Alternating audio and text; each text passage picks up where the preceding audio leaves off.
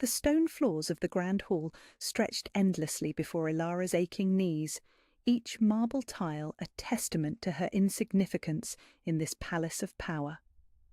The scrub brush moved in methodical circles, her calloused hands working away at stains that would never truly disappear, much like herself. She had perfected the art of invisibility over her 22 years, shoulders hunched, grey eyes downcast, movements swift and silent as a shadow. It was safer this way, blending into the background while the nobility paraded their wealth and cruelty above her bent form. The morning light streaming through the towering windows caught the golden threads in Lady Vivian's gown as she glided across the hall, her laughter like crystal bells that somehow managed to sound sharp enough to cut. Behind her trailed a retinue of lesser nobles, their voices weaving together in a tapestry of gossip and malice. Ilara pressed herself closer to the wall, making herself smaller, hoping to avoid their notice.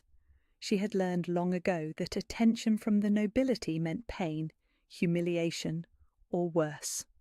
"Look at this pathetic creature," Vivian's voice rang out, her tone dripping with disdain as her emerald eyes fixed on Ilara. "Still scrubbing the same spot she's been working on for an hour? Perhaps if you put as much effort into your work as you do into cowering, the floors might actually be clean." The nobles tittered with cruel amusement, their laughter echoing off the vaulted ceiling like the cries of predatory birds. Ilara's wolf stirred restlessly deep within her chest, a sensation she had grown accustomed to suppressing. Her wolf had been dormant for years, refusing to emerge or acknowledge any of the alphas who commanded respect throughout the kingdom. The healers called it a defect, a sign of her worthless bloodline. Another mark of shame to bear alongside her servitude. "My apologies, my lady," Ilara whispered, her voice barely audible as she dipped her head lower. The familiar burn of humiliation spread through her chest, but she swallowed it down like poison she had learned to tolerate. This was her place, her role, her destiny, to serve those born to rule while she remained forever beneath their notice. Today was different, though. The entire palace hummed with anticipation and barely contained excitement. Alpha King Darian would arrive before sunset to begin the mate selection ceremony, the grand ritual that would determine who would stand beside him as Queen of the Northern Territories. Every eligible daughter of noble blood had spent weeks preparing, their beauty enhanced by the finest silks and most precious jewels their families could afford. The winner would claim the ultimate prize, marriage to the most powerful alpha in existence, a male whose strength was legendary even among their kind. Lady Vivian was the favourite, of course. Her golden hair caught light like spun sunshine, her figure perfectly sculpted by years of privileged living and careful training. More importantly, her family controlled vast territories that bordered the Alpha King's lands, making their union a political necessity that would secure peace and prosperity for generations. She moved through the palace as if she already wore the crown, her chin lifted with the confidence of someone who had never doubted her worth or place in the world. Ilara gathered her cleaning supplies with practiced efficiency, preparing to retreat to the servants' quarters before the ceremony began. She had no business witnessing the pageantry of mate selection, no right to observe as powerful wolves claimed their destined partners. Her wolf remained stubbornly silent, offering no guidance or comfort, just an emptiness where instinct should have lived. She was broken, defective, unworthy of even the most basic acknowledgement from her own inner nature. The massive oak doors at the hall's entrance suddenly swung open with a resonance that seemed to vibrate through the very foundations of the palace. The sound cut through conversation and laughter like a blade, reducing the assembled nobles to immediate, respectful silence. Even the servants paused in their duties, instinctively recognizing the presence of absolute authority entering their domain. Alpha King Darian filled the doorway with a presence that was both magnificent and terrifying. He stood well over 6 feet tall, his broad shoulders encased in midnight black leather that emphasized the predatory grace of his movements. His dark hair was pulled back to reveal sharp cheekbones and a jawline that could have been carved from granite.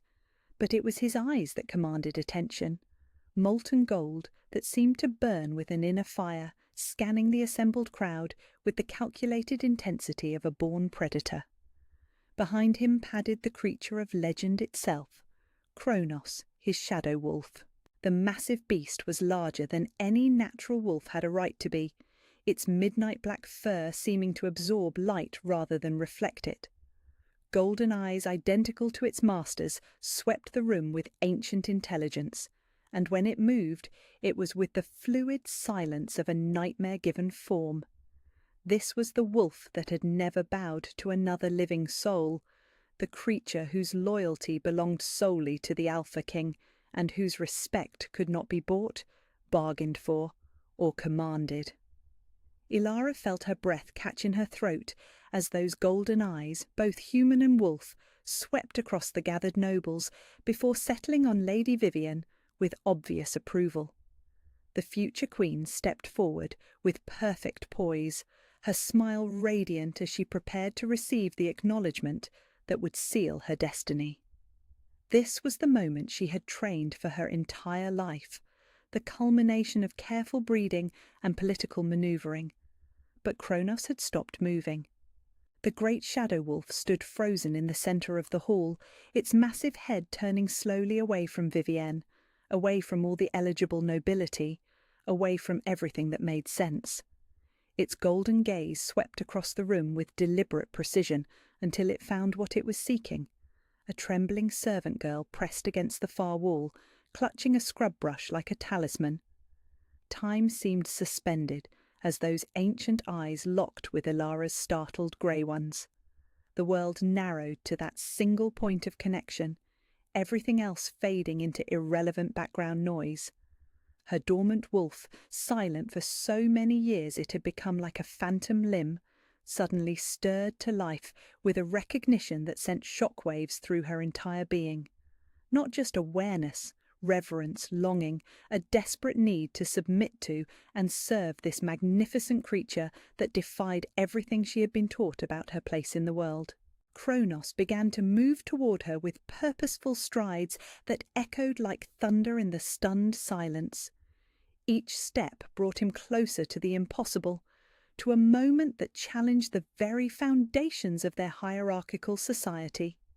The nobles watched in horrified fascination as their future queen's destiny walked past her without a second glance, drawn instead to a powerless servant who should not have existed in this moment at all.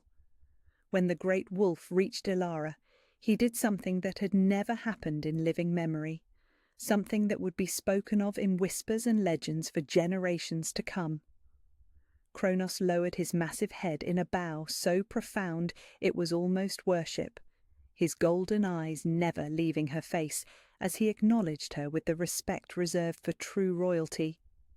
His powerful form trembled with emotion she could not name, whimpers of recognition and joy escaping his throat as if he had found something precious that had been lost for far too long.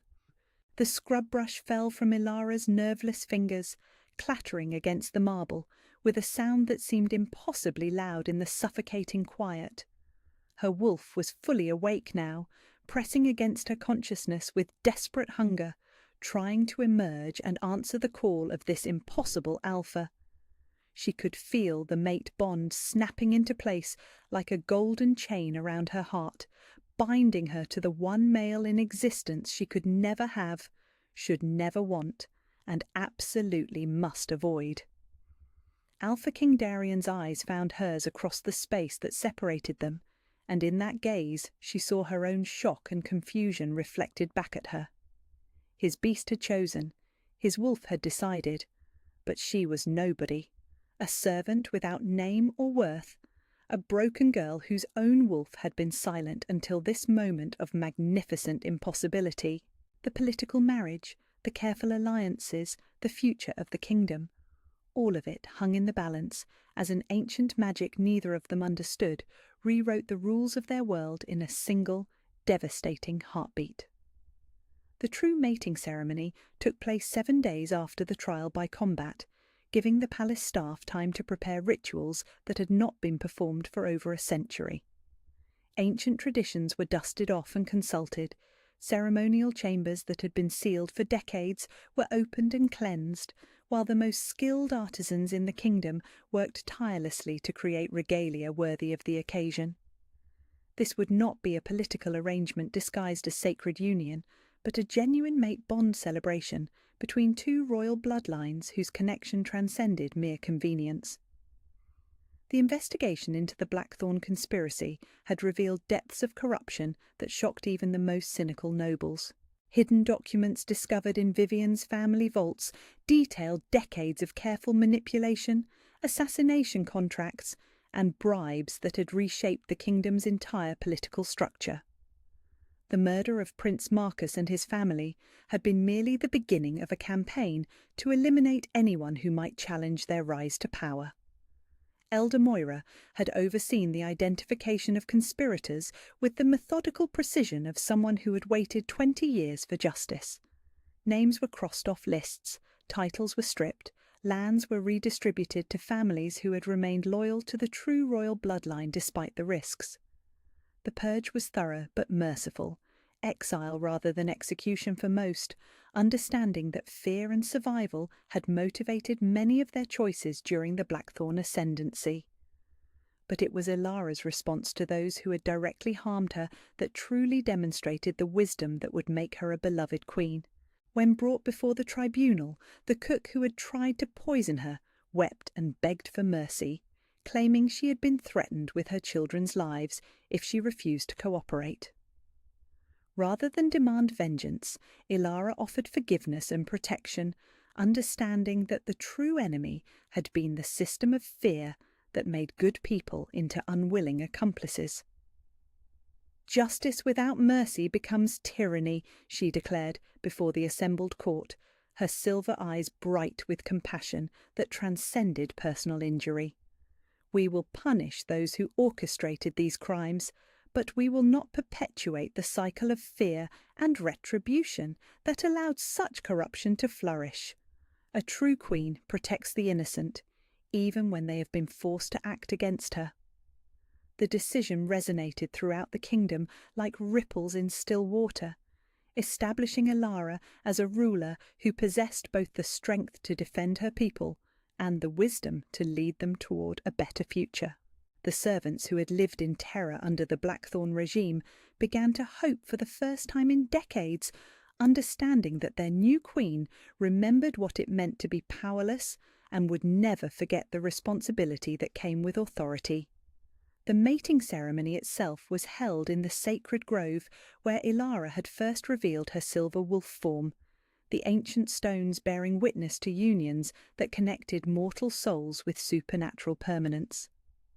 Unlike the political pageantry that had been planned for Darian's marriage to Vivian, this ritual focused on the spiritual significance of true mate bonds, the recognition that some connections transcended individual choice and reflected fundamental forces of creation.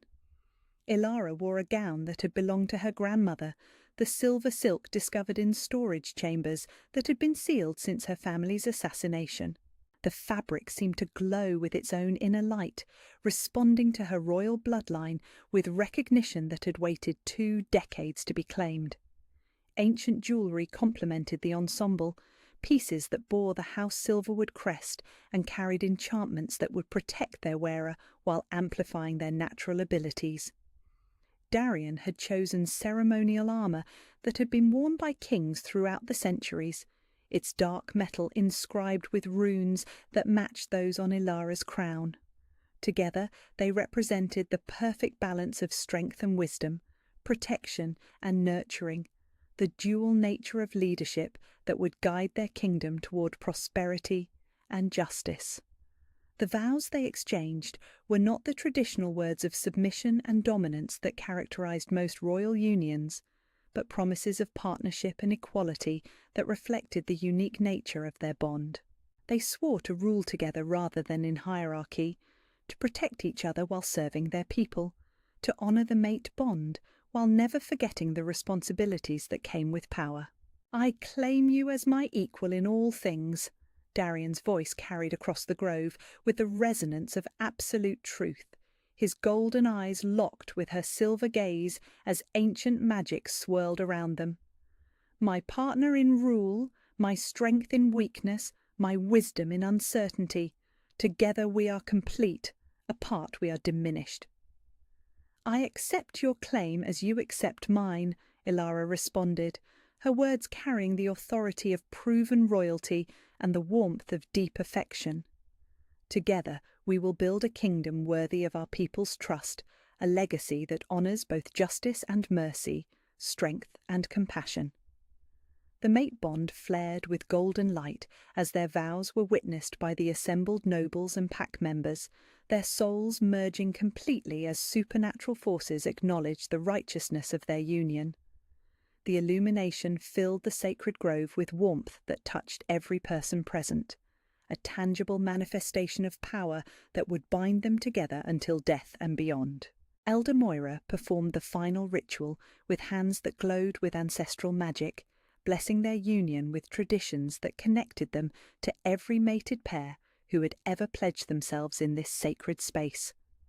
The ancient stones hummed with approval as royal bloodlines united for the first time in over a century, their combined heritage creating possibilities that neither could have achieved alone. The celebration that followed lasted 3 days and included representatives from every corner of the kingdom, nobles and commoners alike invited to witness the dawn of a new era. But it was the private moments between the public ceremonies that truly mattered. Quiet conversations where Ilara and Darian planned the future they would build together as equal partners rather than traditional ruler and consort. "The servants' quarters will be improved first," Ilara decided as they walked through the palace gardens in the early morning light, her hand warm in his as they discussed priorities for their reign. "Better living conditions, fair wages, protection from abuse. I will not forget where I came from or allow others to suffer as I did." "And the outer territories need stronger defences," Darian added, his strategic mind already working on challenges that threatened their expanded kingdom. "The Blackthorn conspiracy may have had allies beyond our borders, enemies who will test our resolve once word spreads of the political changes." Together they represented everything the kingdom needed to prosper. Her understanding of the common people's struggles combined with his knowledge of political and military necessities. The mate bond allowed them to share insights and perspectives in ways that transcended normal communication, their merged consciousness creating a leadership dynamic that would serve their people for generations to come. As their first month of rule progressed, it became clear that the union of 2 royal bloodlines had created something unprecedented in the kingdom's history. Their combined power allowed them to implement changes that would have been impossible for a single ruler, their shared authority carrying weight that transcended traditional political structures. Noble families who might have resisted reform from one sovereign found themselves unable to oppose decisions made by bonded mates whose legitimacy had been proven through trial by combat. The kingdom began to heal from decades of corruption and fear, justice replacing the arbitrary cruelty that had characterized the Blackthorn era. Trade routes reopened as confidence in stable leadership was restored, while neighbouring territories sent ambassadors seeking alliances with rulers whose reputation for fairness and strength spread like wildfire across the continent. But it was the subtle changes that truly marked their success. Servants who smiled rather than cowered, nobles who competed through merit rather than treachery. A kingdom where power was used to protect rather than exploit. The lost princess had not merely reclaimed her throne, but had transformed it into something worthy of the sacrifices made to preserve royal bloodlines through the darkest of times. The challenge came 6 months after the mating ceremony, delivered by riders whose wolves bore the scars of hard travel across contested territories. The Eastern Pack Alliance had gathered their strongest leaders to test the legitimacy of the Silver Wolf bloodline, demanding proof that the returned princess possessed the strength to back her hereditary claims. Their message was formal, but carried undertones of threat that made it clear this was not a request, but an ultimatum wrapped in diplomatic courtesy. They question whether royal blood flows through your veins or if you are merely an impostor enhanced by clever magic, Elder Moira translated from the ancient formal language used in the challenge documents. The Eastern Alliance has heard stories of your transformation, but refuses to accept second-hand accounts of abilities that could be fabricated by skilled sorcerers. Ilara studied the parchment with eyes that had grown confident in the months since her coronation, her silver gaze reflecting the wisdom that came from successfully implementing reforms throughout the kingdom. The servants' quarters had been rebuilt with comfortable accommodations, fair wage standards had been established across all territories, and a system of appeals had been created to protect the vulnerable from abuse by those in power. Her understanding of common struggles had proven invaluable in crafting policies that actually served the people, rather than merely enriching the nobility. "They wish to see the Silver Wolf in person," she said calmly, her voice carrying the authority of someone who had learned to wield power with both strength and compassion. "Very well.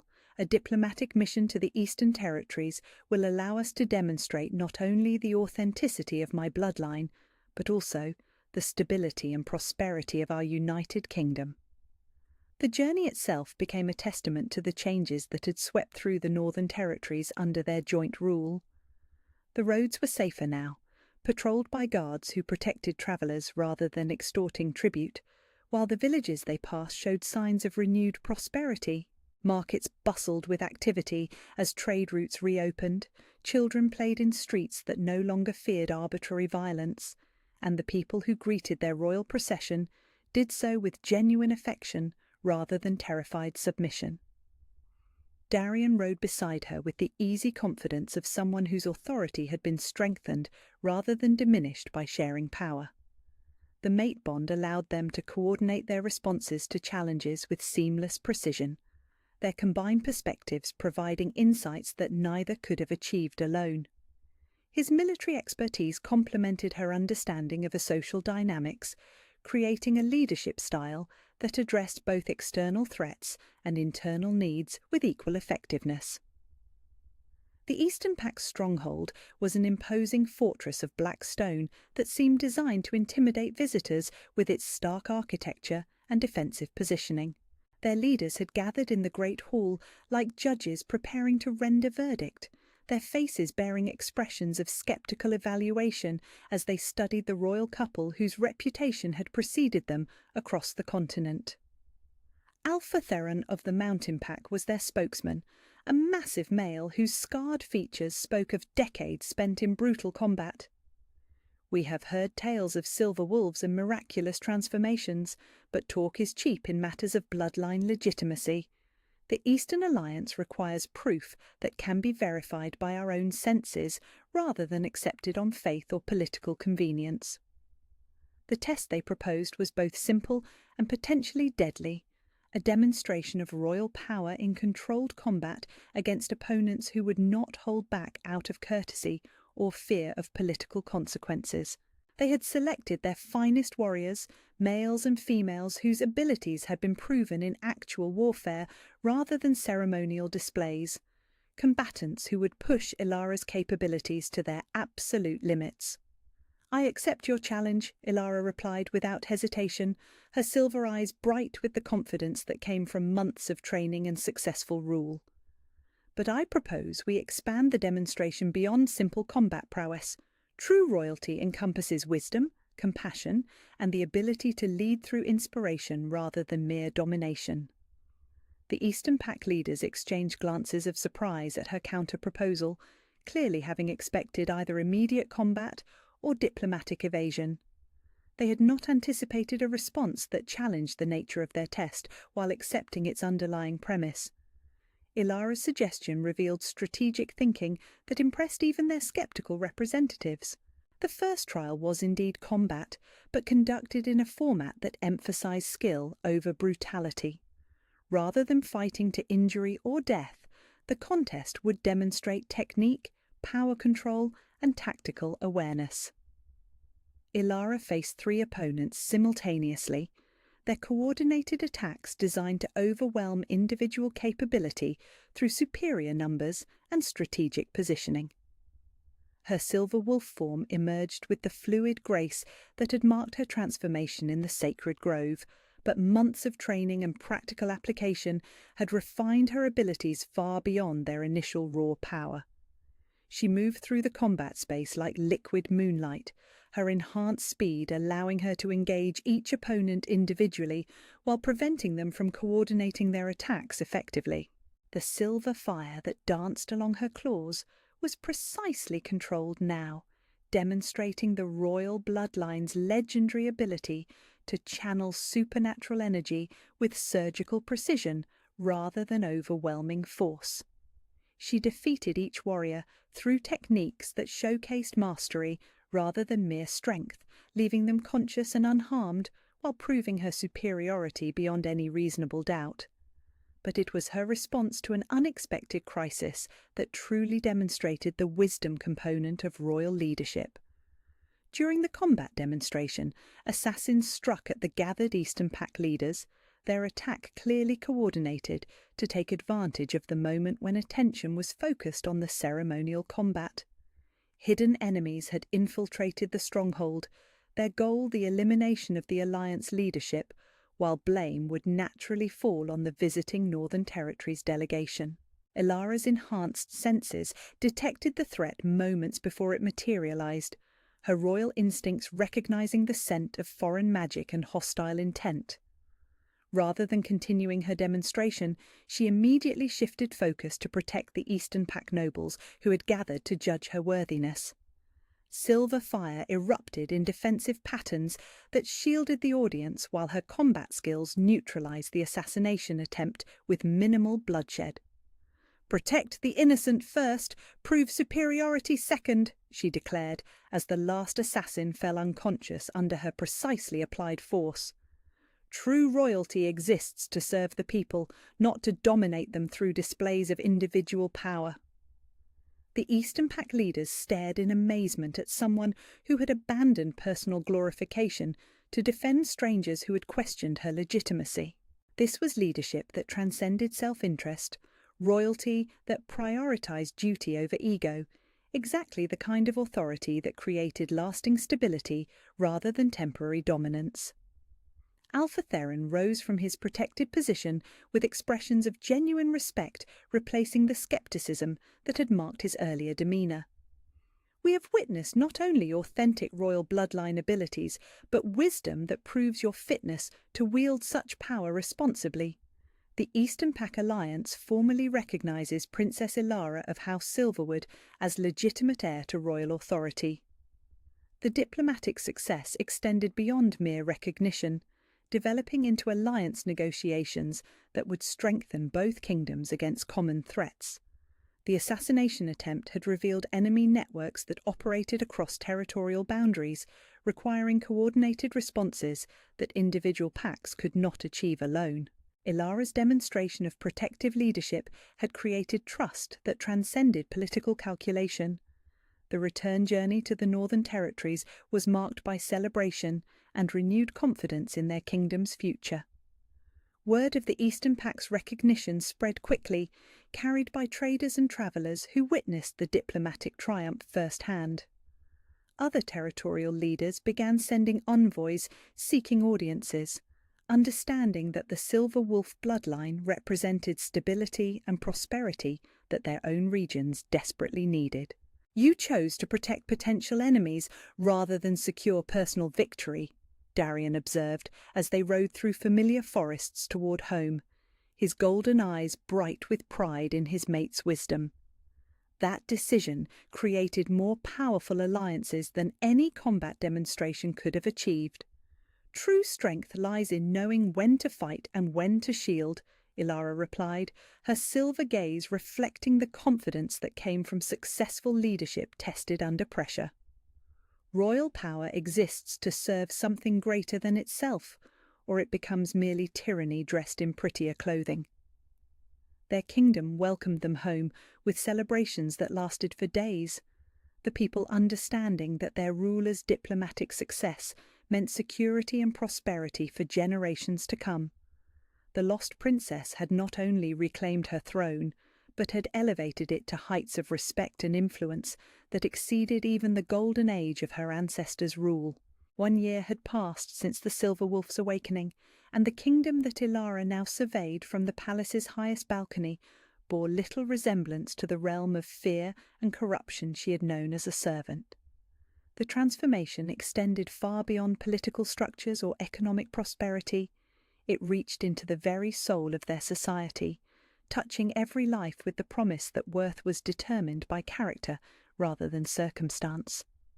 The morning sun cast golden light across flourishing fields where peasants worked their own land instead of labouring under feudal oppression, where children played without fear of arbitrary punishment, where merchants traded in markets protected by laws that served justice rather than noble convenience. The servants who moved through the palace corridors below carried themselves with dignity, earned through respect rather than cringing submission, their faces bright with hope that had been absent for decades. Ilara's hand rested on the gentle curve of her belly, where new life grew as testament to the future she and Darian were building together. The heir would be born into a kingdom transformed, carrying bloodlines that had survived assassination and suppression to emerge stronger than before. Silver and gold would merge in this child, creating possibilities that neither parent could have imagined during their years of separation and struggle. "You're thinking about the past again," Darian observed as he joined her on the balcony, his golden eyes reflecting the contentment that came from witnessing their shared vision made manifest. "I can feel it through our bond, the weight of memory mixed with satisfaction at how far we've travelled. Sometimes I can barely remember what it felt like to be invisible," Ilara admitted, her silver gaze sweeping across the transformed landscape with wonder that had never fully faded. "That girl who scrubbed floors and practiced disappearing seems like someone from a story I heard long ago, rather than my own lived experience." The mate bond hummed between them, with the deep satisfaction that came from challenges overcome and dreams achieved beyond their wildest hopes. They had built something together that transcended individual ambition or personal desire. A kingdom where power served purpose, where strength protected the vulnerable, where the lessons learned through suffering had been transformed into wisdom that would guide future generations. Their rule had been tested by external threats and internal resistance, but each challenge had only proven the strength of their partnership and the righteousness of their cause. The conspiracy that had murdered her family and suppressed her heritage had been thoroughly rooted out, its remaining members scattered to distant lands where they could no longer poison the political landscape with their toxic ambitions. The last of the Blackthorn supporters made their final attempt last month, Darian reminded her, his voice carrying satisfaction at enemies definitively defeated. The group that tried to infiltrate the eastern borders, thinking to destabilize our alliances. Their failure was so complete that neighbouring kingdoms now compete to offer us better trade agreements rather than test our defences. Ilara smiled at the memory of how efficiently their combined intelligence network had identified and neutralised the threat, their reformed kingdom proving far more resilient than their enemies had anticipated. The people who had once lived in fear now actively supported their rulers' efforts to maintain stability, understanding that their own prosperity depended on the continued success of leaders who actually served their interests. The public ceremony that afternoon would announce the heirs coming to the entire kingdom, but it was this private moment of reflection that truly mattered. Here on the balcony, where she had once been forbidden to tread, Ilara could see the full scope of transformation that had begun with a single impossible moment when an ancient beast recognised royal blood in a servant's form. "Our child will never know what it means to hide their nature or question their worth," she said softly, her hand warm against the growing life within her. "They will be born into a world where power serves justice, where strength protects rather than oppresses, where royal blood carries responsibility rather than mere privilege." The baby stirred at the sound of her voice, their tiny form already responding to the bond that connected all three of them. Through the mate connection, Darian could feel their child's presence as clearly as she did, their combined consciousness creating a network of love and protection that would shield this new life from the dangers that had nearly destroyed their own chances at happiness. They will also inherit the strength that comes from parents who were tested by fire and emerged victorious, Darian added, his arm encircling her waist with gentle possessiveness that spoke of devotion deepened by shared triumph. Royal bloodlines that survived assassination, magical suppression, and political conspiracy to create something greater than the sum of their individual heritage. Below them, the palace gardens bloomed with flowers that had been planted to honour the silver wolf's return, their petals catching light in patterns that seemed to dance with otherworldly grace. The sacred grove where they had first mated was visible in the distance, its ancient stones marking the place where destiny had finally claimed its due after decades of denial and struggle. The kingdom's transformation was complete, but their story continued with each day that brought new challenges and opportunities to prove that love could indeed triumph over expediency, that justice could emerge from corruption, that two souls meant to be together would find each other despite all efforts to keep them apart. The lost princess had not merely reclaimed her throne, but had used it to create a better world for everyone who called their territories home. "The silver wolf runs free now," Ilara murmured, feeling her lupine nature stretch with satisfaction within her consciousness. No longer hidden, no longer suppressed, no longer forced to deny its true nature for the comfort of those who feared what it represented. "And the kingdom prospers under the protection of united bloodlines," Darian concluded, his voice carrying the deep contentment of someone whose every dream had been exceeded by reality. "Our people sleep safely knowing their rulers understand both the burden of power and the joy of service." As evening approached and the time came to join their subjects for the announcement ceremony, Ilara took one last look at the transformed realm spread before them. Every light that twinkled in distant villages represented lives touched by their reign. Families who no longer lived in fear, children who would grow up in a world where worth was earned rather than inherited through accident of birth. The mate bond sang with perfect harmony as they prepared to face their people together, their joined consciousness creating possibilities that would guide their kingdom toward prosperity for generations to come. The lost princess had found her throne, her mate, her purpose and her peace, but most importantly, she had found herself.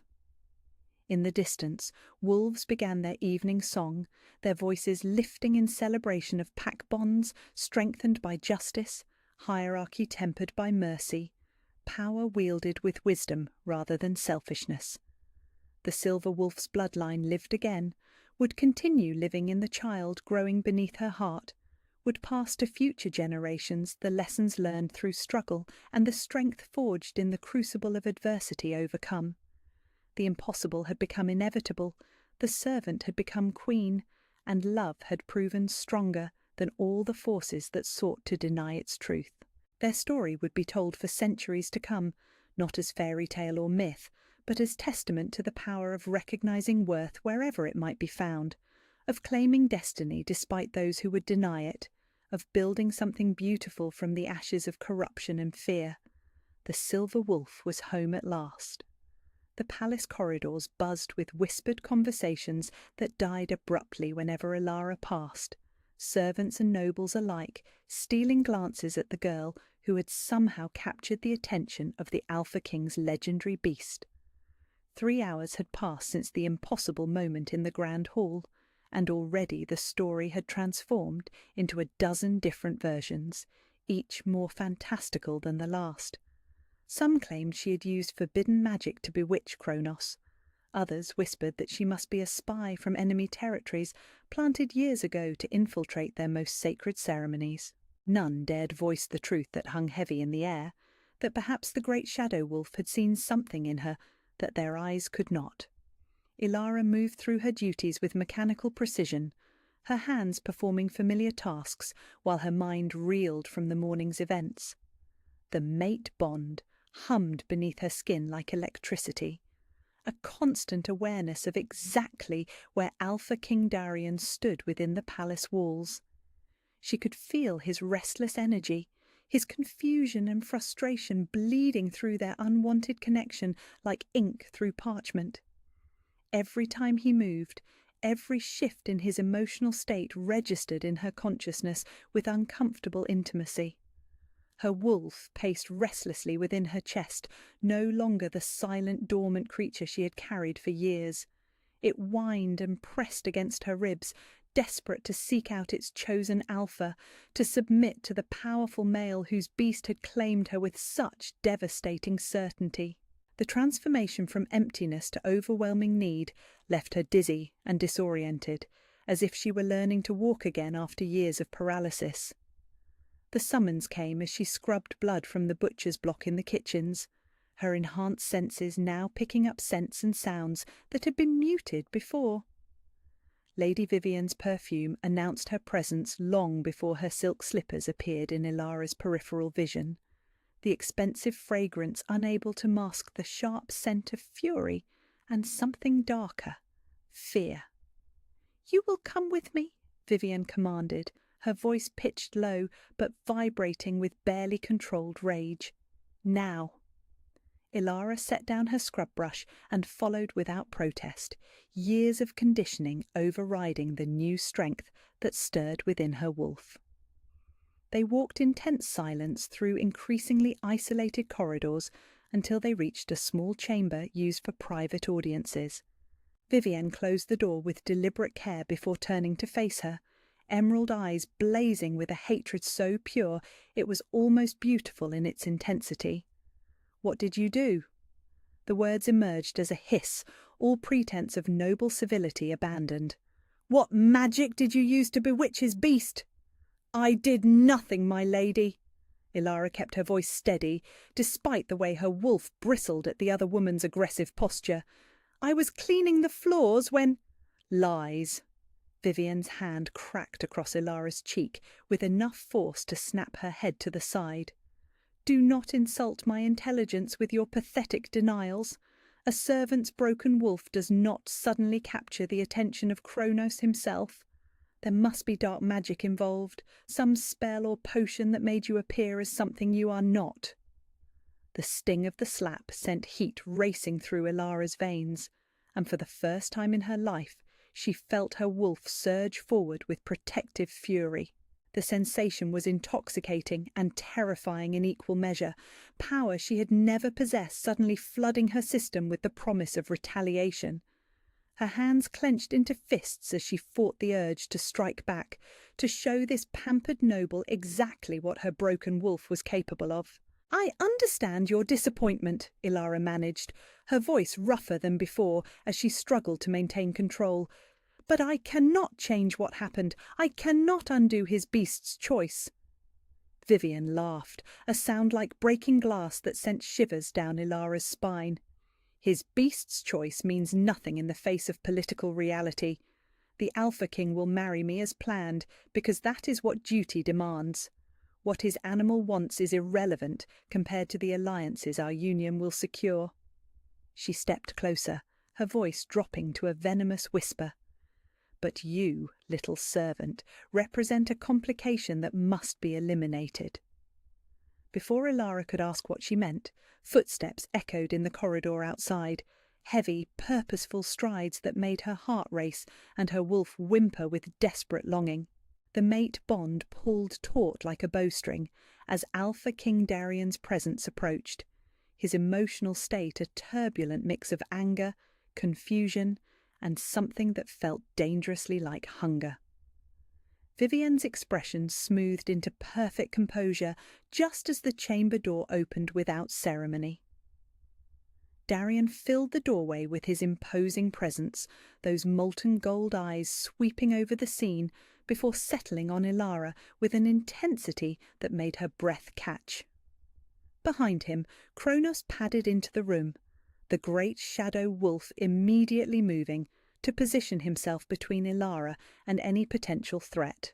"Lady Vivian," Darian's voice was carefully controlled, but Ilara could feel the storm brewing beneath his calm facade through their bond. I was not aware you had business with my staff. Your staff? Vivian's smile was sharp as a blade. How interesting that you claim ownership of a mere servant so quickly. I was simply discussing the morning's unusual events with the girl, trying to understand what sort of magic she might have used to confuse your beast. Darian's eyes narrowed, and Ilara felt a pulse of dangerous fury through their connection. Kronos is not confused. His senses are sharper than any creature alive, his judgment beyond question. If he has made a choice, it is because he recognizes something true. His gaze flicked to Ilara, and she saw her own bewilderment reflected in those golden depths. Something neither of us may fully understand yet. The admission hung in the air between them, loaded with implications that made Ilara's wolf whine with longing. She could smell his scent now, pine and leather and something wild that called to every instinct she had just discovered she possessed. The mate bond strengthened with proximity, weaving invisible threads between their souls that grew harder to deny with each passing moment. How romantic! Vivian's voice could have cut diamonds. But romance does not secure borders or prevent wars. Your people expect a political alliance that will bring stability to the northern territories. They expect a queen who can command respect from other packs, who brings strategic value beyond whatever animal attraction your beast may feel. Darian stepped fully into the chamber, and Ilara had to fight the urge to move closer to his warmth. My people expect me to be strong enough to choose my own path rather than bow to their expectations. The mate bond is sacred among our kind. To deny it brings weakness, not strength. Then you condemn us all for the sake of a servant girl whose wolf has been broken since childhood. Vivian's mask of composure began to crack, revealing the desperation beneath. A girl who cannot even shift properly, who has never contributed anything of value to this pack. You would throw away everything for that? The cruelty in her words hit Ilara like physical blows, each one reinforcing the deep-seated belief that she was worthless, defective, undeserving of the impossible gift fate had offered her. Her wolf cowered under the assault, and she felt herself shrinking back into the familiar patterns of submission and self-doubt. But then Kronos pressed against her side, his massive warmth offering comfort and support that she had never experienced before. Through the mate bond, she felt Darian's fierce protectiveness, his absolute rejection of Vivian's assessment of her worth. The golden thread connecting their souls pulsed with a certainty that cut through years of conditioning. She was not broken, not worthless, not a mistake to be hidden away. "I will proceed with our original arrangement," Darian said finally, his words falling like stones into still water. "The political marriage will take place as planned. Whatever my beast may want is irrelevant to the duties of kingship." The mate bond screamed in protest, sending waves of anguish through both of them. Ilara saw Darian's jaw clench as he fought the same pain that was tearing through her chest, the agony of denying what their souls recognized as truth. Vivian's smile was triumphant, cruel satisfaction radiating from her like heat from a forge. "A wise decision, my king. I'm sure this unfortunate confusion will resolve itself once we are properly mated and your beast learns to accept reality." She glanced at Ilara with venomous promise.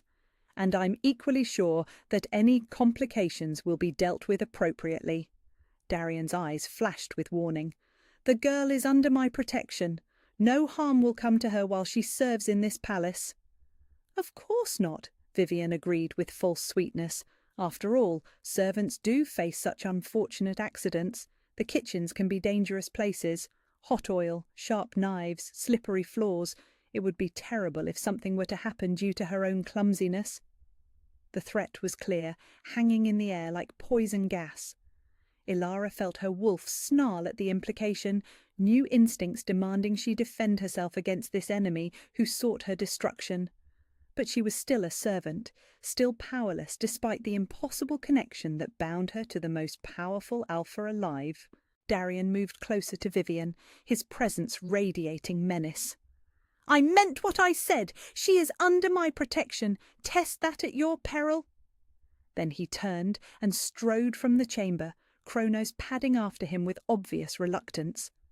The great wolf cast one longing look back at Ilara before following his master, leaving her alone with her enemy and the certain knowledge that her life had just become infinitely more dangerous.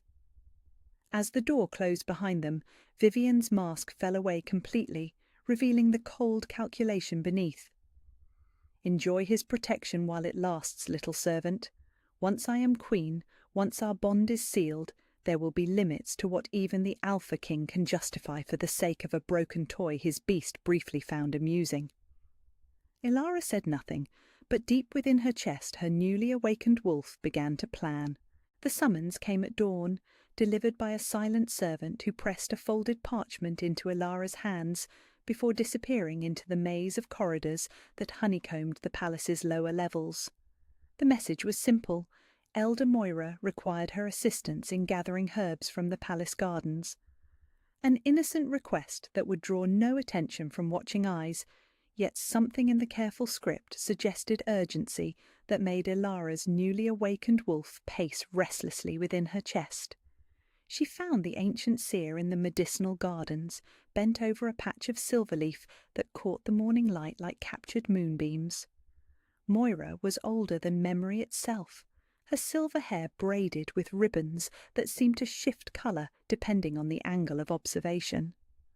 Her eyes, when she lifted them to meet Ilara's gaze, held depths that spoke of centuries of accumulated wisdom and secrets that could reshape kingdoms. "Come, child!" Moira's voice carried the weight of authority that transcended social hierarchies. "We have much to discuss, and little time before curious eyes begin to wonder where you have gone."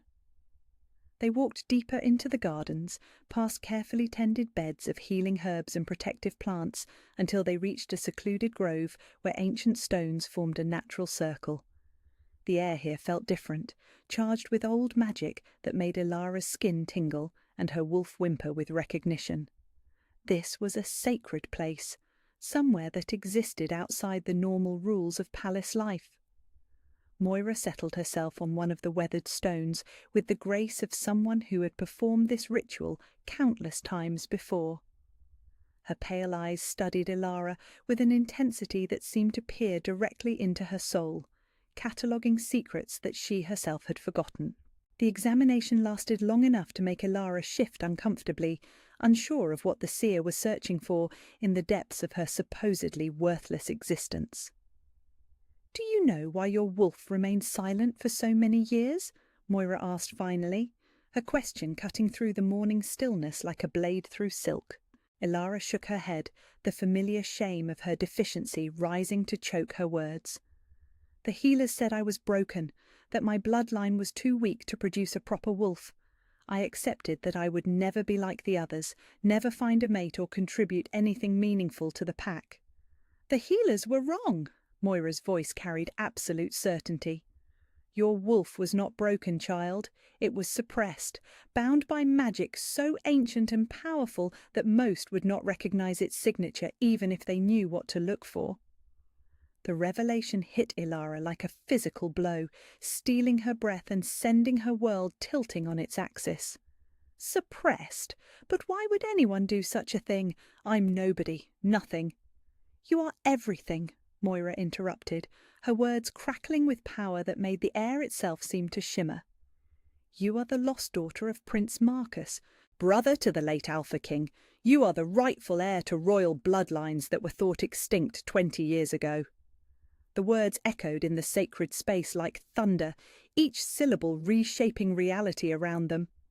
Ilara felt her wolf surge forward with desperate recognition, as if hearing its true name spoken for the first time in decades. The mate bond with Darian pulsed with sudden clarity. Of course his beast had recognized her. Kronos had sensed the royal bloodline that ran through her veins like liquid fire, the heritage that explained why the most powerful alpha alive was inexorably drawn to a servant girl. "That's impossible!" Ilara whispered, her voice barely audible above the rushing of blood in her ears. "My parents died in a plague when I was 3. I was raised by the servants, given shelter out of charity." "Your parents were murdered." Moira's words fell like stones into still water, each one creating ripples that would reshape everything Ilara thought she knew about herself. Assassinated by those who feared what their bloodline represented, what their daughter might become if she ever learned to claim her birthright. The elder rose from her stone seat and moved to where Ilara sat frozen in shock. With gentle hands, she pushed aside the collar of Ilara's rough servant dress, revealing the pale skin of her shoulder.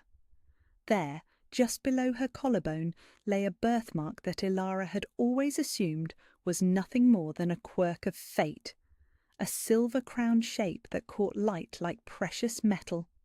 "This mark appears only on the royal bloodline," Moira explained, her finger tracing the silvery outline with reverence. "It is why you were kept in servant's clothing, why your hair was never allowed to grow long enough to catch light, why you were trained to make yourself invisible. Those who knew what you truly were understood that discovery would mean death." The suppression spell had been woven into her very soul as a child, Moira continued, designed to keep her wolf dormant and her royal instincts buried beneath layers of conditioning and false memories. The magic had been breaking down slowly over the years, cracks appearing in the spell's foundation as Ilara aged and her natural power grew stronger, but it was the mate bond with Darian that had finally shattered the last barriers, his alpha energy providing the key that unlocked everything she had been denied. "Lady Vivian's family," Ilara breathed, the pieces of a horrific puzzle falling into place with sickening clarity. "They orchestrated the murders. The Blackthorn family has spent 2 decades positioning themselves for this moment," Moira confirmed grimly. "They eliminated your parents and siblings, scattered the loyal nobles who might have recognized you, and placed their daughter in the perfect position to claim the throne through marriage. Your survival was an oversight they believed had been corrected, until Kronos saw through their deception yesterday morning." The weight of revelation pressed down on Ilara like a physical force, threatening to crush her beneath its enormity. She was not a servant, not worthless, not the broken failure she had believed herself to be for so many years. She was royalty, heir to power and position that had been stolen from her through murder and dark magic. The mate bond with Darian was not an impossible dream, but a recognition between equals, 2 royal bloodlines calling to each other across the artificial barriers that had been erected to keep them apart. "Why are you telling me this now?"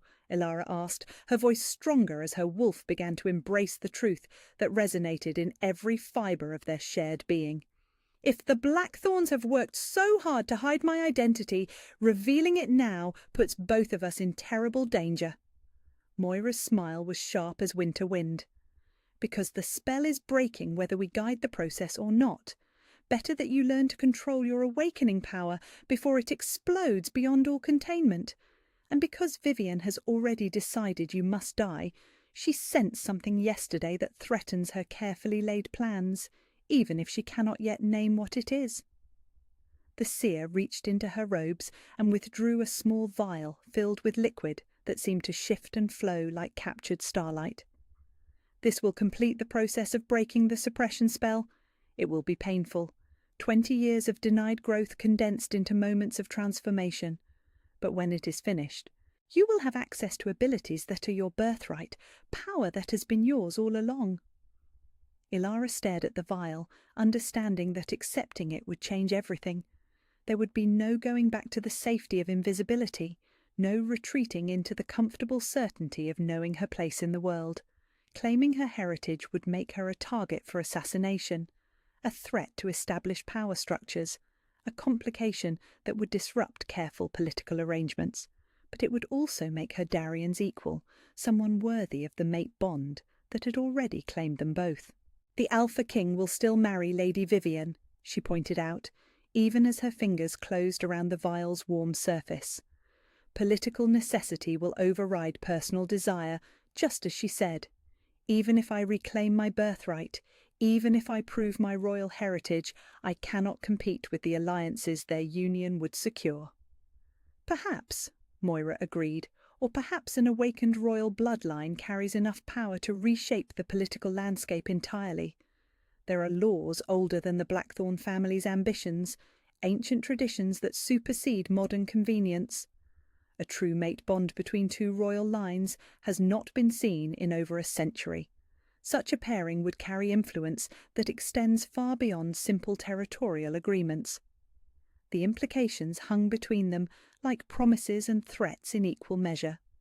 If Elara chose to drink the potion, if she embraced her true identity and the power it represented, she would be declaring war on everything the Blackthorns had built. They would not hesitate to kill her to protect their investment, and they would do it in ways that could not be traced back to their ambitions. But she would also be claiming her rightful place in a world that had tried to erase her existence, standing as an equal beside the Alpha, whose beast had recognized her worth when no one else could see it. "Vivian will try to eliminate me regardless of what I choose," Elara said finally, her decision crystallizing with the clarity that came from accepting hard truths. "At least this way, I have a chance to fight back." She uncorked the vial and drank its contents in a single swallow, the liquid burning like fire and ice as it raced through her veins. The effect was immediate and overwhelming.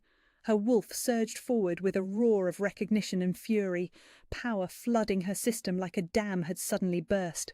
20 years of suppressed growth exploded through her consciousness in waves that left her gasping and shaking as her true nature finally claimed its rightful place.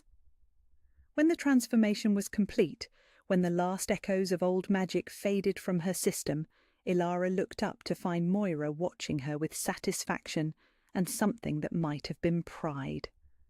The world looked different now, sharper, more vivid, filled with scents and sounds that had been muted for decades. Her wolf prowled through her consciousness with regal confidence, finally able to take its proper place as a royal creature of immense power and ancient bloodline. "Now," Moira said with grim satisfaction, "let us see what Lady Vivian makes of the Silver Wolf's return." The transformation had left Elara changed in ways that went far beyond the awakening of her suppressed wolf. Her senses were razor-sharp now, able to detect the subtle shift in air currents that announced someone's approach long before their footsteps became audible. Colours seemed more vivid, as if she had been viewing the world through clouded glass her entire life, only to suddenly see everything in perfect clarity. Most dramatically, the mate bond with Darian had intensified to the point where his emotions bled through their connection like watercolours on wet parchment, painting her consciousness with his frustration, desire, and barely controlled fury. She could feel him now as she moved through her assigned duties, his presence a constant warmth in the back of her mind that pulsed with each heartbeat. He was in the war room, she knew without looking, surrounded by maps and advisers as he attempted to focus on matters of state while his beast prowled restlessly within his chest. The political marriage to Vivian loomed like a storm cloud over both of them, each day bringing them closer to a union that would bind him to another while their souls screamed in protest. Training had become a necessity rather than a choice. Under Moira's careful guidance, Elara practiced accessing her royal abilities in the hidden corners of the palace, where curious eyes could not observe her transformation. Her wolf was powerful beyond anything she had imagined possible, centuries of royal breeding concentrated into a creature of silver fire and ancient instincts. But power without control was dangerous, and her first attempts at shifting had been agony personified. The partial transformations were the worst, her bones stretching and reshaping while her human consciousness fought against the change, leaving her caught between two forms in a way that sent waves of nauseating pain through her entire body. Her canine teeth would elongate into fangs, her fingernails extending into claws that could rend steel, while her spine curved and her muscles bulged with supernatural strength. The silver fur that sprouted along her arms and shoulders caught light like precious metal, marking her as something far beyond the ordinary wolves that served in Darian's pack. During one particularly brutal training session, as she writhed in the throes of an incomplete shift that left her gasping and shaking, she felt Darian's own wolf respond through their bond. His beast, miles away in the palace proper, threw back its head and howled in sympathy for her pain. The sound echoed through the stone corridors, a cry of anguish so profound that servants stopped their work to stare in wonder at their usually controlled king's sudden loss of composure. The mate bond was becoming impossible to ignore, creating a feedback loop of sensation and emotion that left both of them raw and desperate. When Darian felt anger, Ilara's wolf snarled in response. When she experienced joy from a successful transformation, his beast purred with satisfaction. They were becoming two halves of a single entity, their souls intertwining in ways that transcended physical distance or social barriers. It was this heightened awareness that allowed Ilara to detect the conspiracy brewing in the palace's wine cellars, her enhanced hearing picking up whispered conversations that would have been inaudible to her previous suppressed senses. Vivian's voice carried clearly through the stone walls as she met with a collection of nobles whose families had prospered during the Blackthorn's rise to prominence. The girl must be eliminated before she can cause further disruption. Vivian's tone was ice-cold calculation. Whatever spell she used to bewitch the Alpha King's beast is growing stronger. I can see it in the way he looks at her, the way his wolf responds to her presence. If we allow this to continue, she will undermine everything we have worked to achieve. The response came from Lord Garrett, a man whose cruelty was legendary even among the nobles. Accidents can be arranged. A fall down the servants' stairs, perhaps, or contamination in her food that could be blamed on poor kitchen hygiene. These things happen to servants all the time. No one investigates too closely when the powerless die. It must appear natural, Vivian insisted. The Alpha King has made it clear that she is under his protection. Direct assassination would raise questions we cannot afford to answer. But if she were to succumb to unfortunate circumstances, even he would be forced to accept that fate has removed the obstacle to our union. Ilara pressed herself against the cold stone wall, her royal wolf snarling with fury at the casual discussion of her murder. These nobles spoke of ending her life as if she were nothing more than an inconvenient piece of furniture that needed to be discarded. The urge to shift, to tear through the wine cellar in her silver wolf form and show them exactly what they were planning to destroy, was almost overwhelming. But Moira's training held firm. Revealing herself now would only confirm their fears and accelerate their timeline for assassination. Better to gather information and prepare for their inevitable attempt than to act in anger and lose the advantage of surprise. Her newly awakened royal instincts whispered of patience, of strategic thinking that would serve her better than blind rage. The first assassination attempt came 3 days later, disguised as an act of kindness from the palace cook.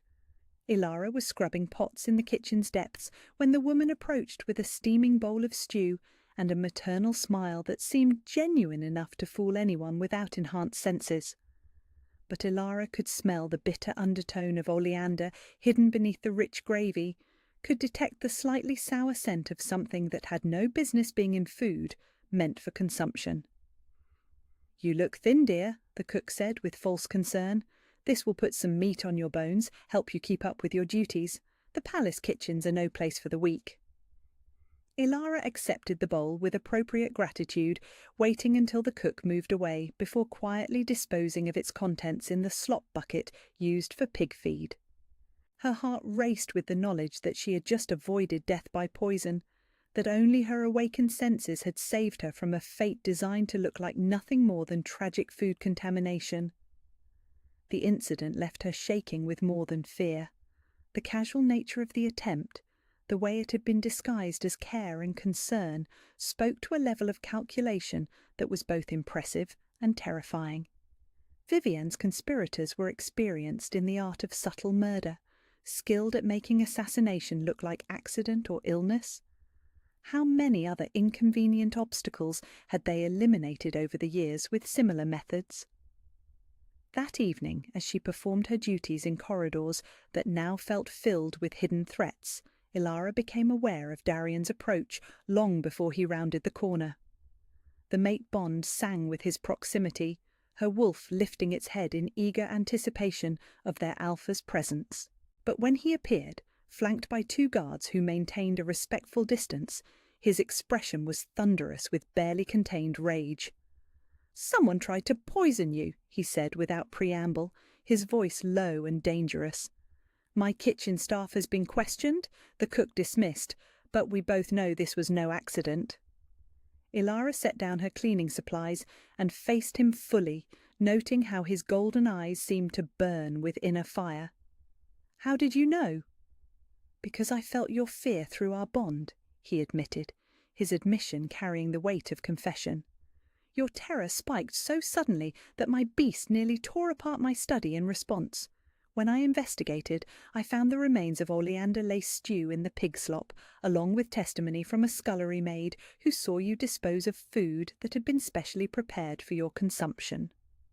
The mate bond pulsed between them with dangerous intensity, his protective fury bleeding through their connection like molten gold. Ilara could feel his wolf pacing within his chest, demanding action against those who dared threaten their mate. The political marriage that loomed in their future suddenly seemed less like inevitable duty and more like a betrayal of something sacred that neither of them could name. "You cannot protect me forever," Ilara said softly, her enhanced senses picking up the rapid beat of his heart, the way his muscles tensed with the effort of maintaining control. "They will find a way eventually, an accident that cannot be traced, a tragedy that appears completely natural. Then I will find who is responsible and ensure they understand the consequences of threatening what is mine." Darian's voice carried promises of violence that made her wolf whimper with dangerous satisfaction.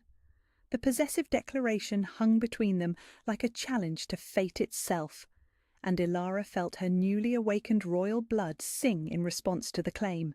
She was his, and he was hers, regardless of what political necessity might demand.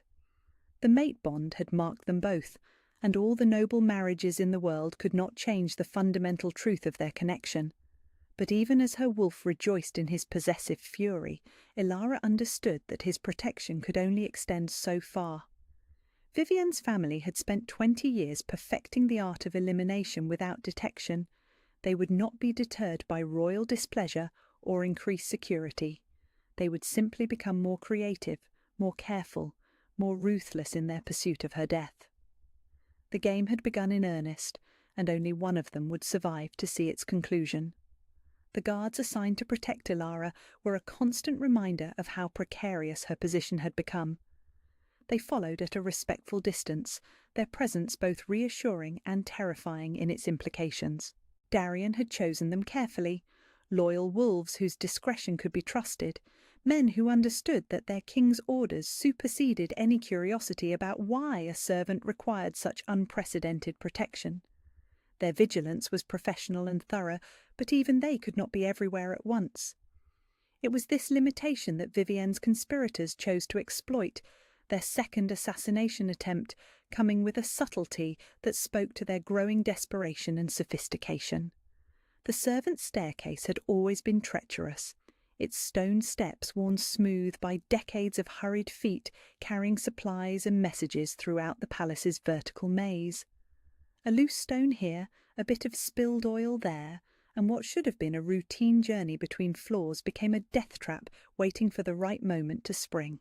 Ilara sensed the wrongness the moment she set foot on the stairs, her enhanced awareness picking up the subtle scent of machinery oil where none should exist, and the barely perceptible shift in one of the steps beneath her weight.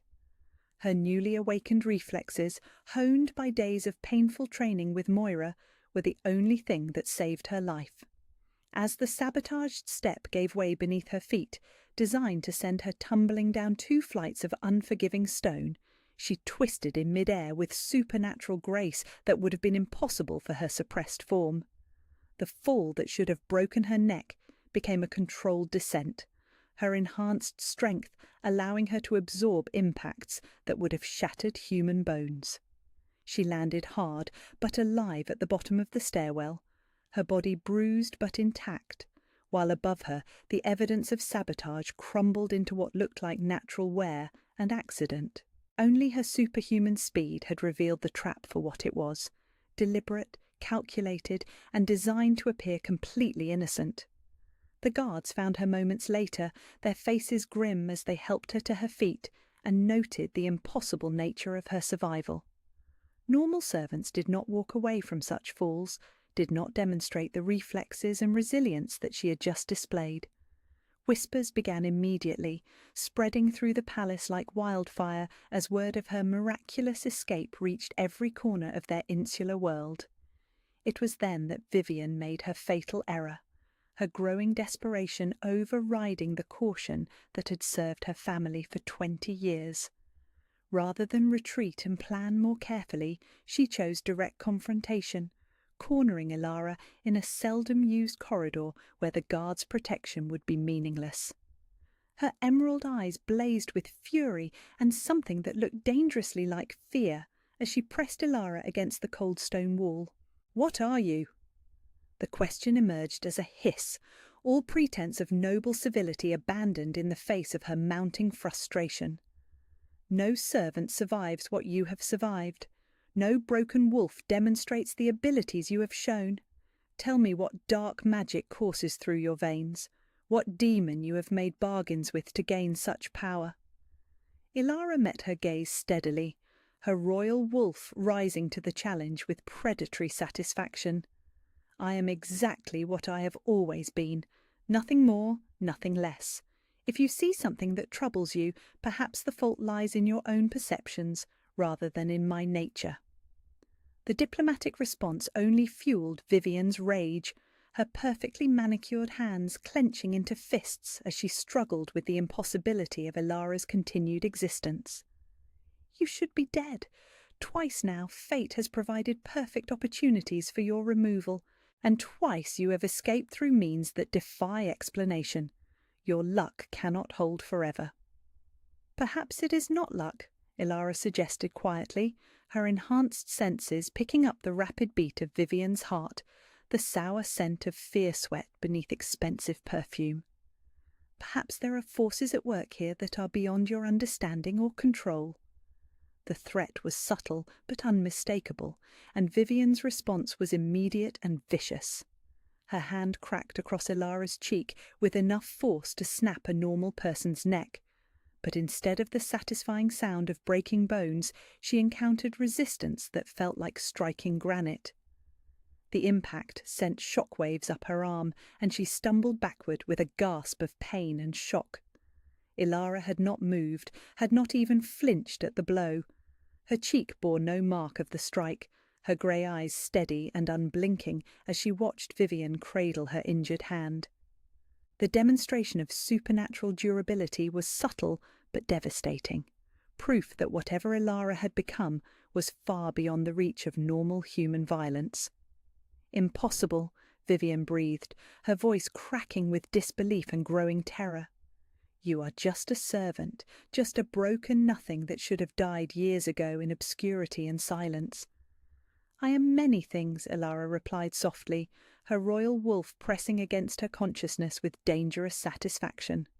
"But broken is no longer one of them." The admission hung between them like a declaration of war, and Vivian's mask of composed nobility finally shattered completely. Raw hatred blazed in her emerald eyes, the kind of fury that came from watching carefully laid plans crumble in the face of impossible obstacles. She had spent her entire life preparing for the role of queen, had sacrificed everything for the chance to stand beside the most powerful alpha alive, and now a servant girl threatened to steal it all away through means she could not begin to comprehend. "The Alpha King will marry me regardless of whatever spell you have cast over his beast," she snarled, her voice dropping to a venomous whisper.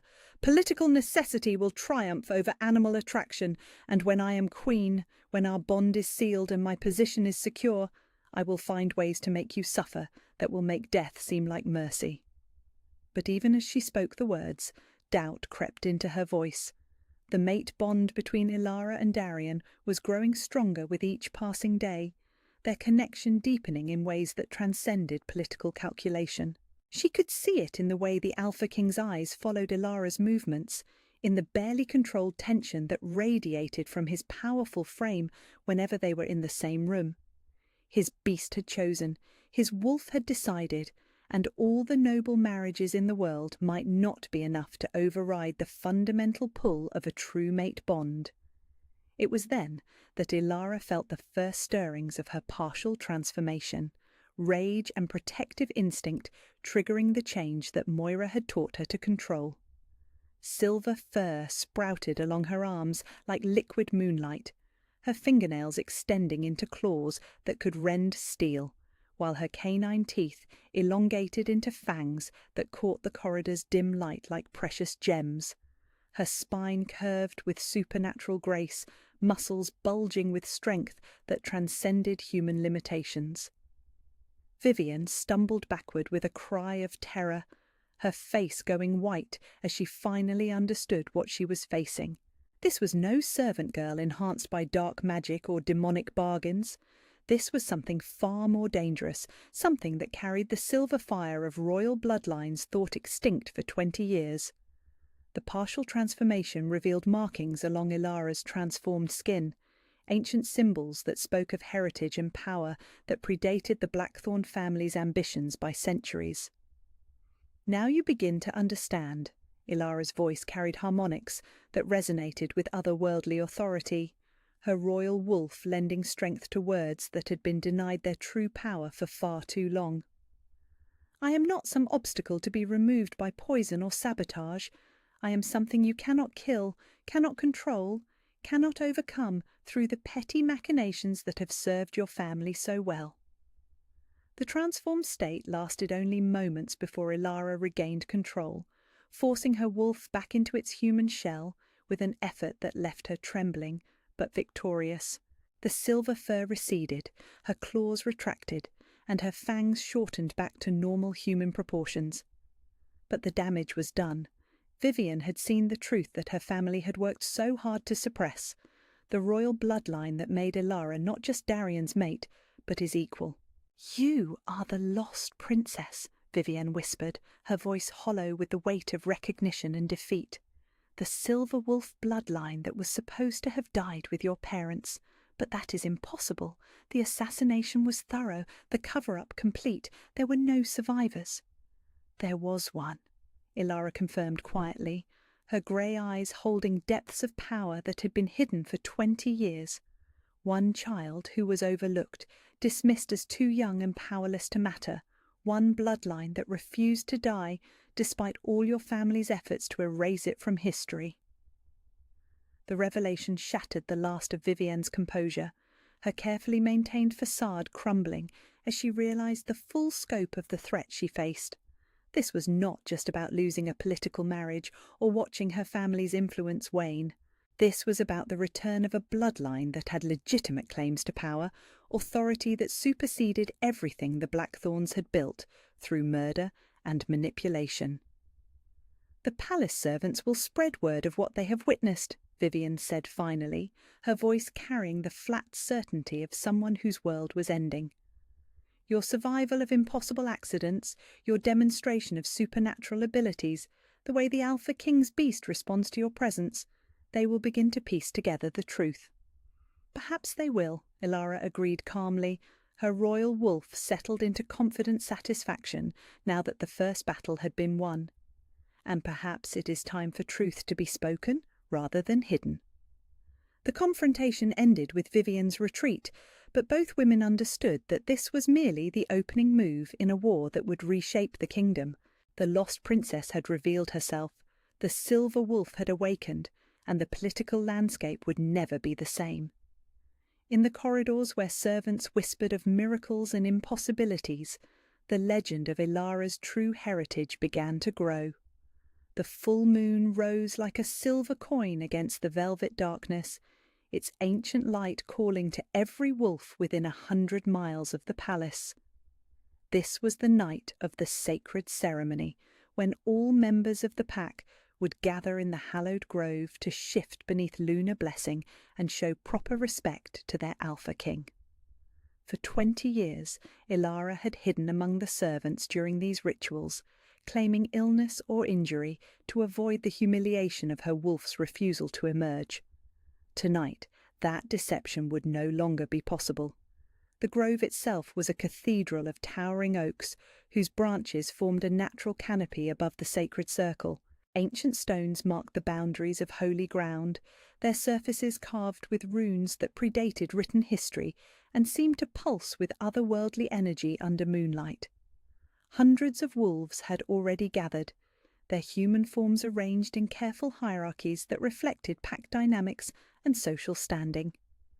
The nobility occupied positions closest to the ceremonial centre, while servants and commoners clustered respectfully at the circle's edges. Darian stood at the heart of it all, his powerful frame silhouetted against the moon's radiance as he prepared to lead his people in the ancient ritual. His golden eyes swept across the assembled crowd with the measured gaze of a ruler taking inventory of his domain. But Ilara could feel through their mate bond the restless energy that coiled within his chest. His wolf was agitated tonight, pacing with anticipation for something its human mind could not yet comprehend. Beside him, Vivian preened in silk robes designed to complement her transformation, her golden hair arranged in elaborate braids that would survive the change from human to wolf form. She played her role perfectly, the future queen acknowledging her subjects with gracious nods, her emerald eyes bright with the confidence of someone who believed her destiny was assured. But Ilara could smell the fierce sweat beneath her expensive perfume, could hear the rapid beat of her heart that spoke of barely controlled panic. The ceremony began with the traditional words, Darian's voice carrying across the grove with authority that resonated in every wolf's bones. We gather under Luna's blessing to honour the sacred bond between human and wolf, to show proper respect for the hierarchy that maintains order within our pack, and to acknowledge the strength that comes from unity in our dual nature. One by one, the pack members began to shift, their transformations flowing like liquid poetry in the moonlight. The nobility went first, their wolves large and powerful, bearing coats that reflected their bloodline's strength and heritage. Lord Garrett emerged as a massive brown wolf with amber eyes, while Lady Helena's transformation revealed silver-grey fur that caught moonlight like precious metal. Each change was smooth and controlled, the mark of wolves who had been shifting regularly since adolescence. But it was Vivian's transformation that drew the most attention, her golden wolf emerging with theatrical grace that emphasized her beauty and status. She was magnificent in her lupine form, perfectly proportioned, her coat gleaming like spun sunshine, moving with the fluid confidence of someone born to rule. The crowd murmured appreciation as she padded to Darian's side, positioning herself as his mate and future queen before the assembled pack. Ilara remained pressed against the grove's edge, her heart hammering against her ribs as the moment she had dreaded for decades finally arrived. The mate bond thrummed with Darian's awareness of her location, his golden eyes finding her among the crowd of servants with laser precision. She could feel his wolf's restless energy spike as it sensed her presence, could taste his anticipation and confusion through their connection like wine on her tongue. All must shift, the ancient words rang out across the sacred space. All must honour Luna's gift and show their true nature beneath her blessing. Let none hide from the sacred transformation that marks us as children of two worlds. The pressure built within Ilara's chest like steam in a covered pot, 20 years of suppression finally meeting the unstoppable force of awakened royal blood. Her wolf no longer cowered in the depths of her soul, but prowled with regal confidence, demanding its rightful place in the moonlight after decades of enforced silence. The mate bond with Darian provided the final catalyst, his alpha energy flowing through their connection and shattering the last remnants of magical suppression that had kept her true nature buried. The transformation began with pain beyond description, her bones cracking and reshaping as if her entire skeleton was being rebuilt from the inside out. But this was not the agonizing partial shifts she had endured during training. This was her wolf claiming its birthright with explosive force that sent silver fire racing through her veins like liquid starlight.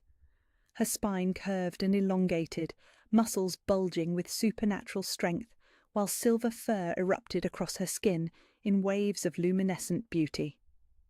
The crowd's murmurs died into stunned silence as Ilara's true form emerged in all its impossible magnificence.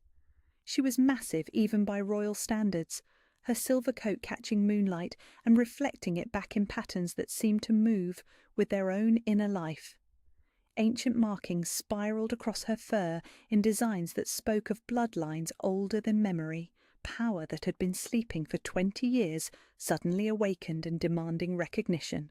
But it was her eyes that truly proclaimed her heritage, not the grey of her human form, but molten silver that burned with inner fire, marking her as descendant of the legendary silver wolf bloodline that had ruled these territories before the Blackthorns' rise to power. She moved with liquid grace that was both beautiful and terrifying, each step carrying the weight of destiny, finally claimed after decades of denial. The assembled pack fell to their bellies in instinctive submission, their wolves recognizing royal blood despite the political arrangements that had tried to erase it from history. Even the nobility found themselves bowing before this impossible creature whose very existence challenged everything they thought they knew about bloodlines and power. Only Vivienne remained standing, her golden wolf trembling with fury and disbelief as she faced the return of a heritage that threatened everything she had worked to achieve. But it was Darian's reaction that sent shockwaves through the grove, his massive black wolf padding forward with movements that spoke of wonder and recognition. Kronos, the shadow wolf who had never bowed to another living creature, lowered his great head in submission to Ilara's silver magnificence, whimpers of joy and recognition escaping his throat as he acknowledged his true mate. Even Darian's human consciousness could not deny what his beast proclaimed with every fibre of its being.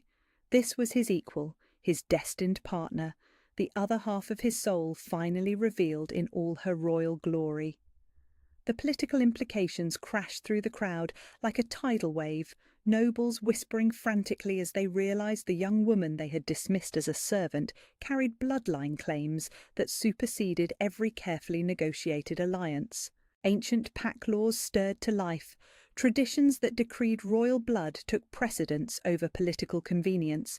Mate bonds between true equals could not be denied without bringing catastrophe upon the entire pack. Ilara's transformation completed itself with a burst of silver light that illuminated the entire grove, her wolf finally free to claim its rightful place after 20 years of magical suppression.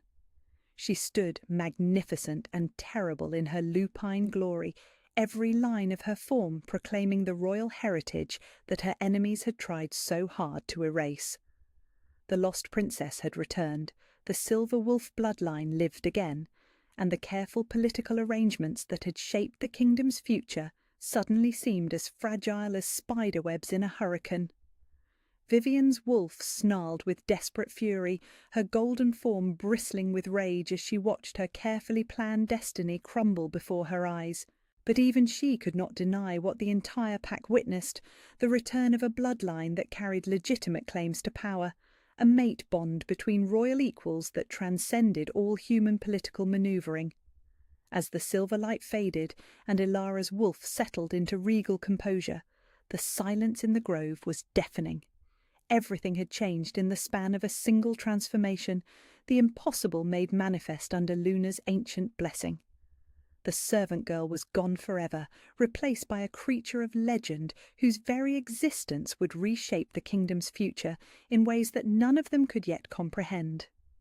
The aftermath of Ilara's transformation left her drained in ways that went beyond physical exhaustion. The silver fire that had erupted through her veins during the change had burned away 20 years of magical suppression, but the process had consumed reserves of strength she did not know she possessed. Her newly revealed wolf form had been magnificent, awe-inspiring, and utterly devastating to her enemies. But maintaining such power for the duration of the ceremony had pushed her enhanced abilities to their absolute limits. Now, as dawn approached and the pack dispersed from the sacred grove, Ilara found herself barely able to maintain her human shape. Her legs trembled with each step, her vision swimming in and out of focus as magical exhaustion threatened to overwhelm her completely. The mate bond with Darian provided some stability, his alpha energy flowing through their connection like a lifeline in stormy seas, but even his strength could not fully compensate for the toll her awakening had taken. It was this weakness that Vivian had been waiting for, her calculating mind recognizing opportunity in the moment when her greatest threat was most vulnerable. The golden-haired noble had spent the hours since the ceremony in frantic consultation with her remaining allies, her carefully laid plans crumbling, but her desperation providing the fuel for one final deadly gambit.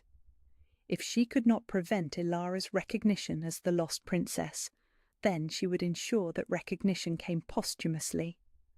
The attack came as Ilara made her way back toward the palace, through corridors that seemed to stretch endlessly before her weakened form. Guards flanked her on either side, their vigilance heightened by the night's revelations, but even their protection could not prepare them for the coordinated assault that Vivian had orchestrated with ruthless precision. "Seize the impostor!" Vivian's voice rang out with commanding authority as armed men emerged from hidden alcoves throughout the corridor.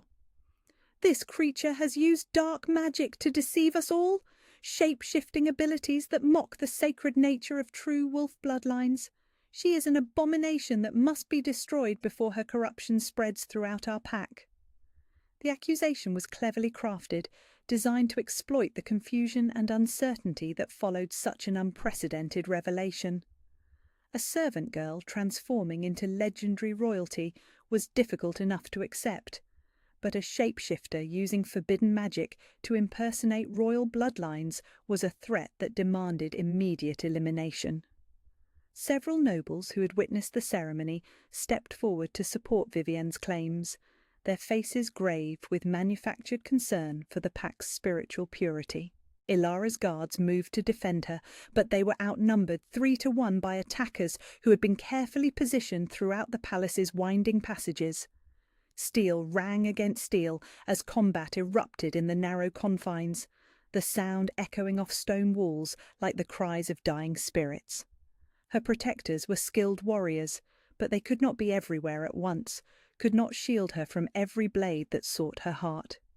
It was then that desperation triggered something deeper than conscious control, her royal bloodline responding to mortal danger with power that transcended her exhausted state. Ancient magic flowed through her veins like molten silver, centuries of sleeping heritage awakening in response to the threat against its vessel. Her hands began to glow with otherworldly light, silver fire dancing across her fingertips as abilities that had been denied for 20 years suddenly erupted with devastating force.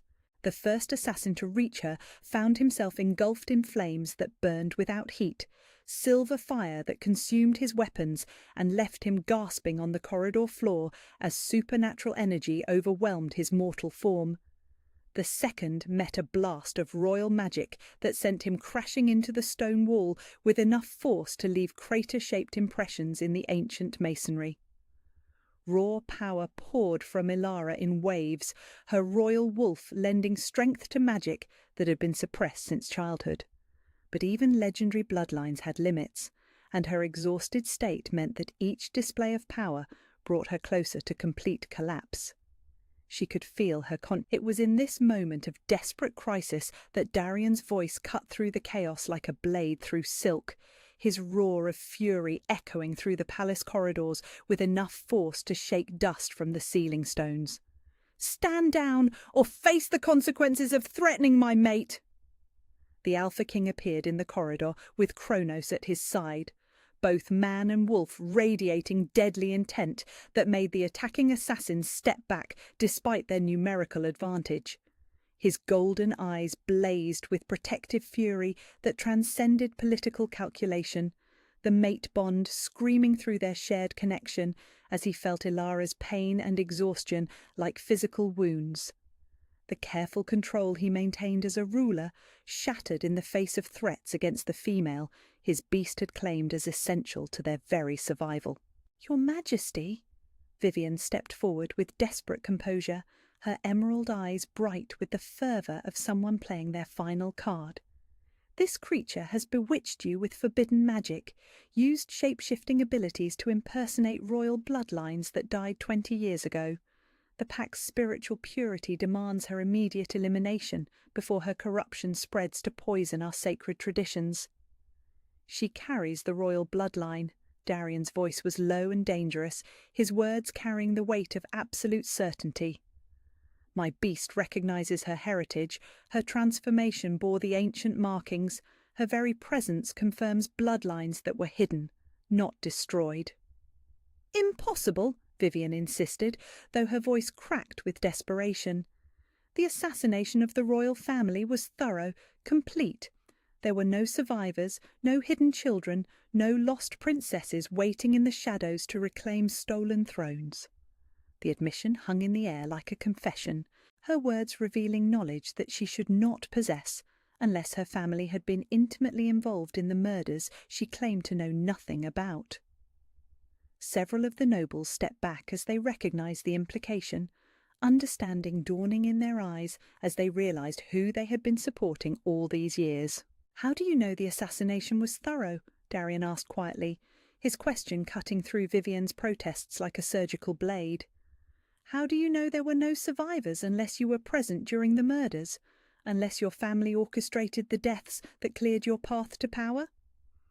Vivian's composure finally shattered completely, her mask of noble breeding falling away to reveal the calculating predator beneath.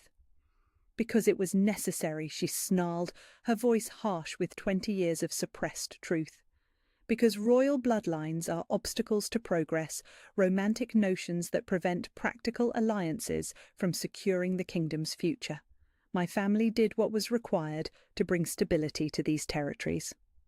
The confession echoed through the corridor like thunder, confirming what many had suspected, but none had dared voice. The Blackthorn family had built their power on murder, their rise to prominence paved with the blood of legitimate rulers who stood in their way. Vivian's desperate gambit had become a public admission of guilt that would reshape the political landscape forever. But even cornered and exposed, she was not finished. "It matters not," she declared with wild desperation. "The girl is too weak to rule, too exhausted to defend herself. One blade in the right place, and all your romantic notions of true love and destined mates become irrelevant." She drew a poisoned dagger from her robes, the blade gleaming with substances that would kill even an awakened royal bloodline if they found their mark.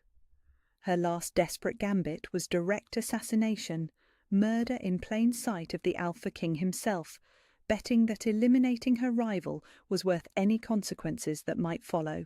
But Darian moved with inhuman speed, intercepting the blade meant for Ilara's heart and taking the poisoned steel into his own chest. His roar of pain and fury shook the very foundations of the palace as venomous metal bit deep into flesh that had never known defeat. The mate bond screamed through their shared consciousness, Ilara feeling his agony like molten metal poured directly into her soul. "No!" The word tore from her throat as she watched her destined mate collapse, his powerful form crumpling as poison raced through his bloodstream. The exhaustion that had threatened to overwhelm her moments before was swept away by fury so pure it transcended physical limitations, royal magic erupting from her being with force that made her previous displays seem like candle flames compared to an inferno. Silver fire exploded outward in all directions, consuming everything in its path as Ilara's full power awakened in response to the ultimate threat. The corridor filled with light bright as the sun. ancient magic responding to a royal bloodline's desperate need with strength that had been building for 20 years. This was no longer a servant girl learning to control awakened abilities. This was a true queen claiming her birthright through trial by fire, her power finally free to manifest without restraint or suppression. When the silver light faded, Vivian lay unconscious against the far wall, her remaining assassins scattered like leaves before a hurricane. The poisoned blade had been vaporized by forces beyond mortal comprehension, leaving only the echo of its evil as testimony to the desperation that had driven the Blackthorn family to their final fatal gambit. The ancient laws of combat trial had not been invoked in over 2 centuries, their archaic words carved into stones that few bothered to read any more. But Elder Moira knew them by heart, her voice carrying across the great hall with authority that transcended her frail appearance as she recited traditions that predated modern politics. The Silver Wolf bloodline had returned, the lost princess had revealed herself, but royal heritage meant nothing without the strength to defend it against those who would challenge its legitimacy. "Let the ancient ways be honoured," Moira declared, her pale eyes fixed on the assembled nobles who had gathered to witness this unprecedented moment. "Let royal blood prove itself through trial by combat, as our ancestors decreed when the pack laws were first written in stone and starlight." Ilara knelt beside Darian's motionless form, her hands glowing with silver fire as she channeled healing magic through their mate bond in a desperate attempt to counteract the poison racing through his veins. The blade had been designed specifically to kill awakened bloodlines, its venom crafted from substances that targeted supernatural regeneration and turned the victim's own enhanced metabolism against them. Every heartbeat carried the toxin deeper into his system. Every breath brought him closer to a death that would sever their connection forever. "I accept the challenge," she said, without lifting her eyes from her dying mate, her voice carrying the ring of absolute determination. "I will face trial by combat to prove my bloodline's legitimacy and claim my rightful heritage." Vivian's laugh was sharp as breaking glass, her emerald eyes bright with desperate triumph as she realized she had been handed one final chance to eliminate her rival. The girl can barely stand upright from exhaustion, and she thinks to face a combat trial. Very well, I choose Sir Roderick as my champion, enhanced with the same dark magic that has served my family so well. Sir Roderick was a mountain of muscle and scar tissue, his massive frame speaking of decades spent in brutal warfare across the kingdom's contested borders. But it was the black veins visible beneath his skin that truly made him terrifying, evidence of magical enhancement that had turned him into something more than human, but less than whole. The dark sorcery that flowed through his system granted supernatural strength and speed while stripping away pain receptors and fear responses, creating a weapon that felt neither mercy nor doubt. Elder Moira approached with ancient royal armour that had been stored in the palace vaults for generations, its silver plates inscribed with runes that seemed to pulse with their own inner light. The metal was warm to the touch, responding to Ilara's royal bloodline with recognition that transcended mere craftsmanship. As she donned the ceremonial pieces, she felt power flowing through the enchanted steel, her ancestors' strength lending support to her exhausted form. "The armour will amplify your natural abilities," Moira whispered as she secured the final buckles, "but it cannot fight the battle for you. Trust in your bloodline, trust in your training, and trust in the bond that connects you to our wounded king." The combat circle had been marked in the great hall's centre, ancient symbols drawn in salt and silver that would contain the magical energies unleashed during supernatural warfare. The assembled nobles formed a ring around the sacred space, their faces reflecting mixture of anticipation and unease as they prepared to witness combat between forces that transcended normal understanding.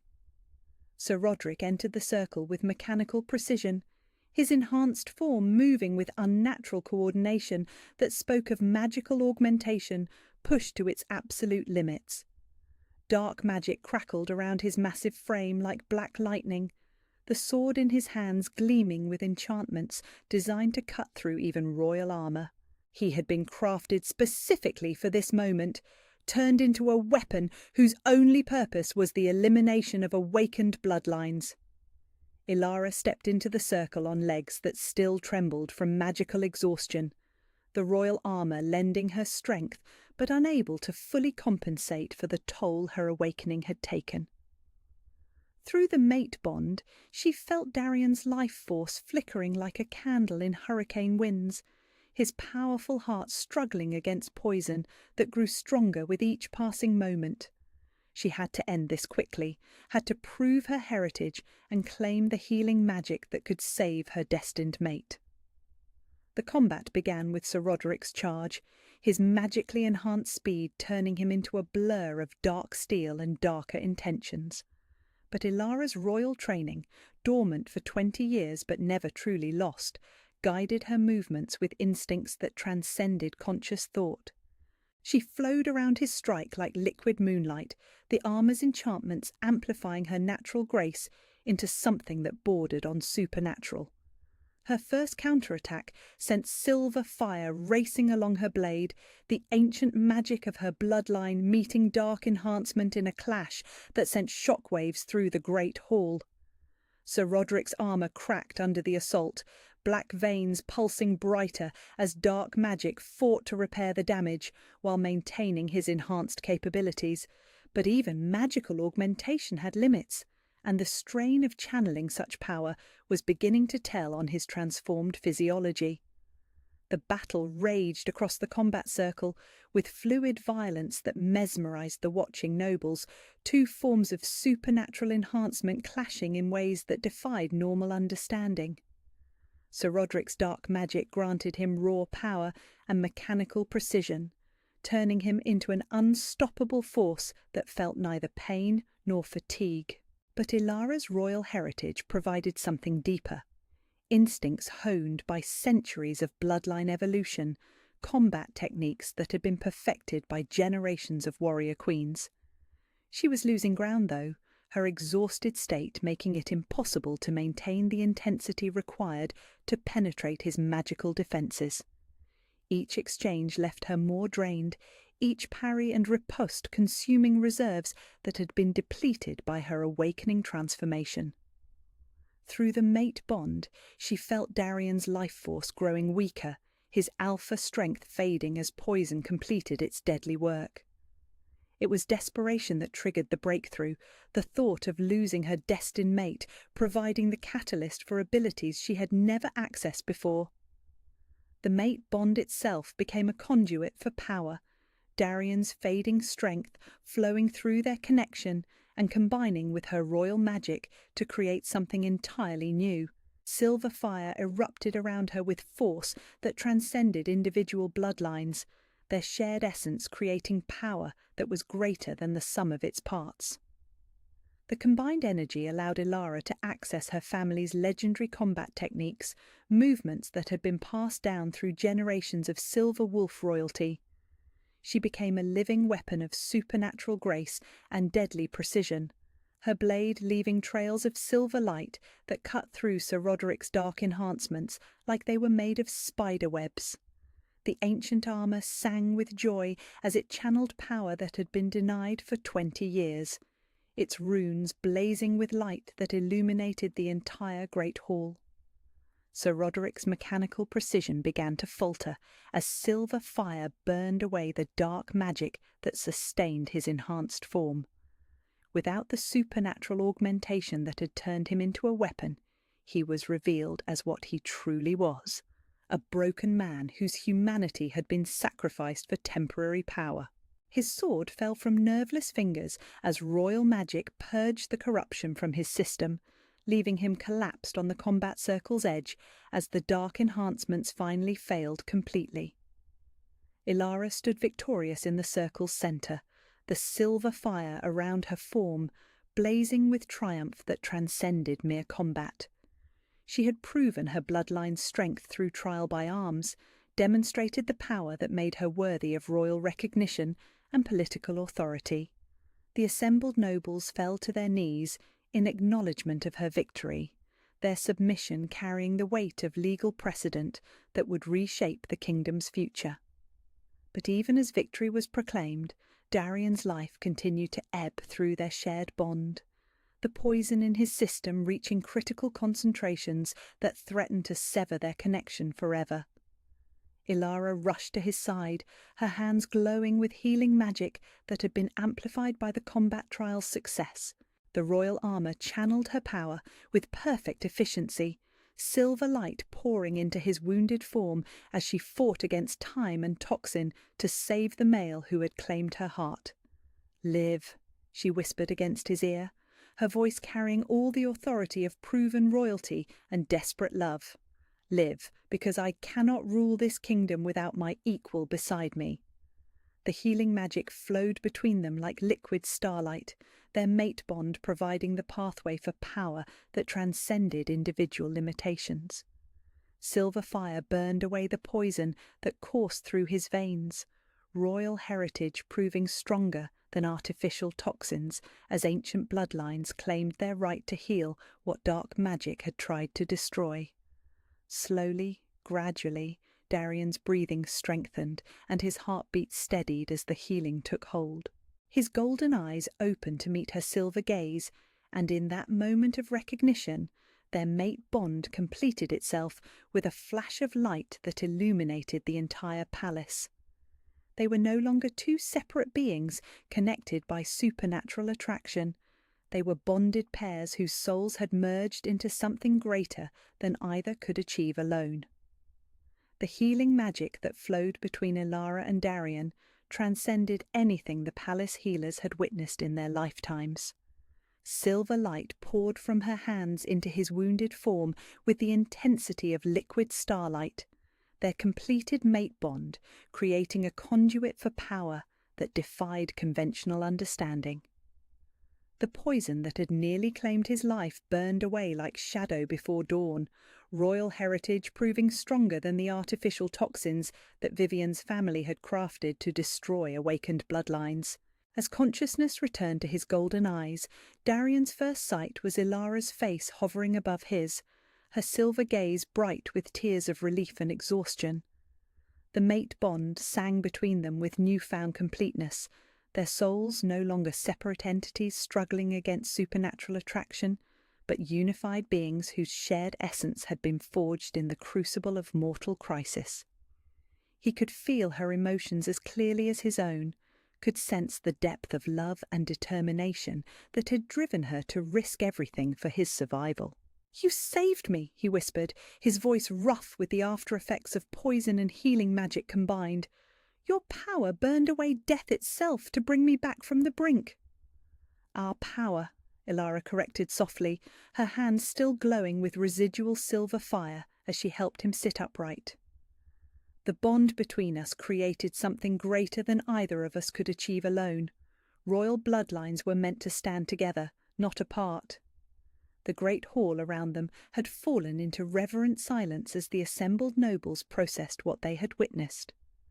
The trial by combat had proven Ilara's heritage beyond any possible doubt, her victory over an enhanced champion demonstrating the legendary strength that marked true royal blood. More importantly, the healing magic that had saved their king's life showed power that transcended individual ability, suggesting that the mate bond between two royal lines carried implications that would reshape their understanding of supernatural hierarchy. Elder Moira approached with a dignity that commanded respect from every person present, her ancient eyes bright with satisfaction as she surveyed the transformed political landscape. "The Silver Wolf bloodline has returned," she proclaimed, her voice carrying across the hall with authority that brooked no argument. "The lost princess has proven her heritage through trial by combat, demonstrated her power through acts of healing, and claimed her rightful place as equal to our Alpha King." The pack elders who had gathered to witness the trial stepped forward in formal procession, their faces grave with the weight of decisions that would echo through generations. These were the keepers of ancient law, the guardians of traditions that predated the Blackthorn family's rise to power by centuries. Their judgment would carry the force of legal precedent, binding the nobility to accept whatever ruling they declared.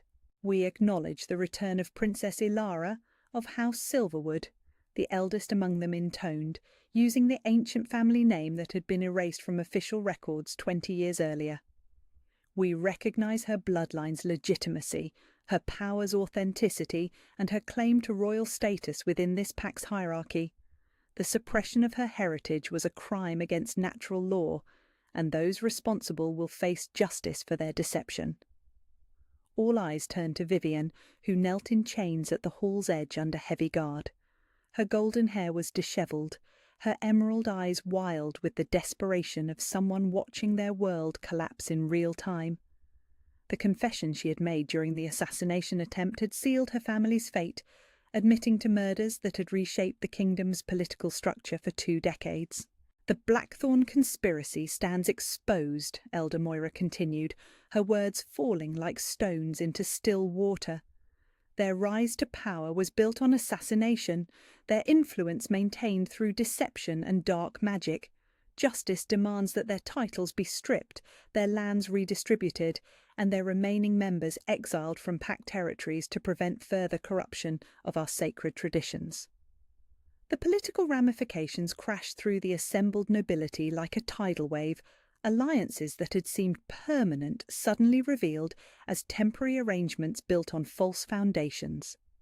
Families who had prospered under Blackthorn patronage found themselves scrambling to distance their names from the conspiracy, while others who had been marginalised for decades suddenly discovered their loyalty to the true royal line would be richly rewarded.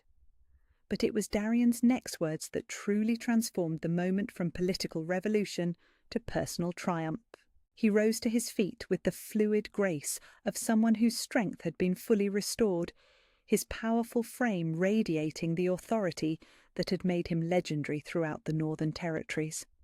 His golden eyes found Ilara's silver gaze and held it with an intensity that spoke of devotion that transcended duty or obligation. "I formally reject the political arrangement that would have bound me to Lady Vivian," he declared, his voice carrying across the hall with the force of royal decree. "The mate bond has chosen, my beast has decided, and my heart has claimed its destiny. I will take no queen save the one who stands as my equal in power and heritage." The assembled nobles held their collective breath as he continued, understanding that they were witnessing a moment that would be recorded in their kingdom's history for generations to come. This was not merely a political decision, but a declaration that love and natural law would triumph over convenient arrangements and manufactured alliances. "Princess Ilara of House Silverwood," Darian said formally, though his voice carried warmth that transformed official words into intimate declaration. "I claim you as my true mate, my equal in rule, my partner in all things that matter. Will you accept the bond that fate has woven between our souls and stand beside me as Queen of the Northern Territories?" The question hung in the air like a promise and a challenge combined, offering her everything she had been denied, but also demanding that she accept responsibilities that would reshape her existence entirely. No longer would she be able to fade into the background or practice the invisibility that had protected her for so many years. As his bonded mate and co-ruler, she would be expected to lead with wisdom and strength, to make decisions that affected thousands of lives while maintaining the delicate balance between competing interests. "I accept," Ilara said simply, her silver eyes bright with joy and determination that transcended any fear of the challenges ahead. "I accept the bond between us, the responsibilities of rule, and the destiny that has brought us together, despite all efforts to keep us apart." The mate bond flared with golden light as their acceptance was witnessed by the assembled pack, their souls merging completely as the ancient magic that governed supernatural unions claimed its due. The illumination filled the great hall with warmth that seemed to touch every person present, a tangible manifestation of power that confirmed the rightness of their pairing beyond any possible doubt. Elder Moira stepped forward with a ceremonial crown that had been hidden in the palace vaults for 20 years, its silver circlet inscribed with runes that matched those on Ilara's ancestral armour. "Let the lost princess be crowned as is her birthright," she proclaimed, settling the ancient diadem on Ilara's dark hair with reverence that acknowledged both her heritage and her proven worth. The crown fit perfectly, its metal warming against her skin as it recognised the royal bloodline that had been denied for so long. Silver fire danced along the inscribed runes as the circlet activated ancient enchantments, marking her officially as Queen of the Northern Territories, an equal partner to the Alpha King, whose beast had first recognised her worth. As the ceremony concluded and the assembled nobles offered their formal submission to their new queen, Ilara felt the weight of transformation that went far beyond physical change or political elevation. She was no longer the invisible servant who had scrubbed floors and endured casual cruelty. No longer the broken girl whose wolf had refused to acknowledge any alpha, save the one destined to claim her heart. She was Queen Ilara of House Silverwood, bonded mate to the most powerful alpha alive, protector of the innocent and defender of justice, in a kingdom that had nearly forgotten the meaning of true royal blood. The mate bond sang between them with perfect harmony as she took her place beside Darian's throne, their shared power creating possibilities that neither could have achieved alone.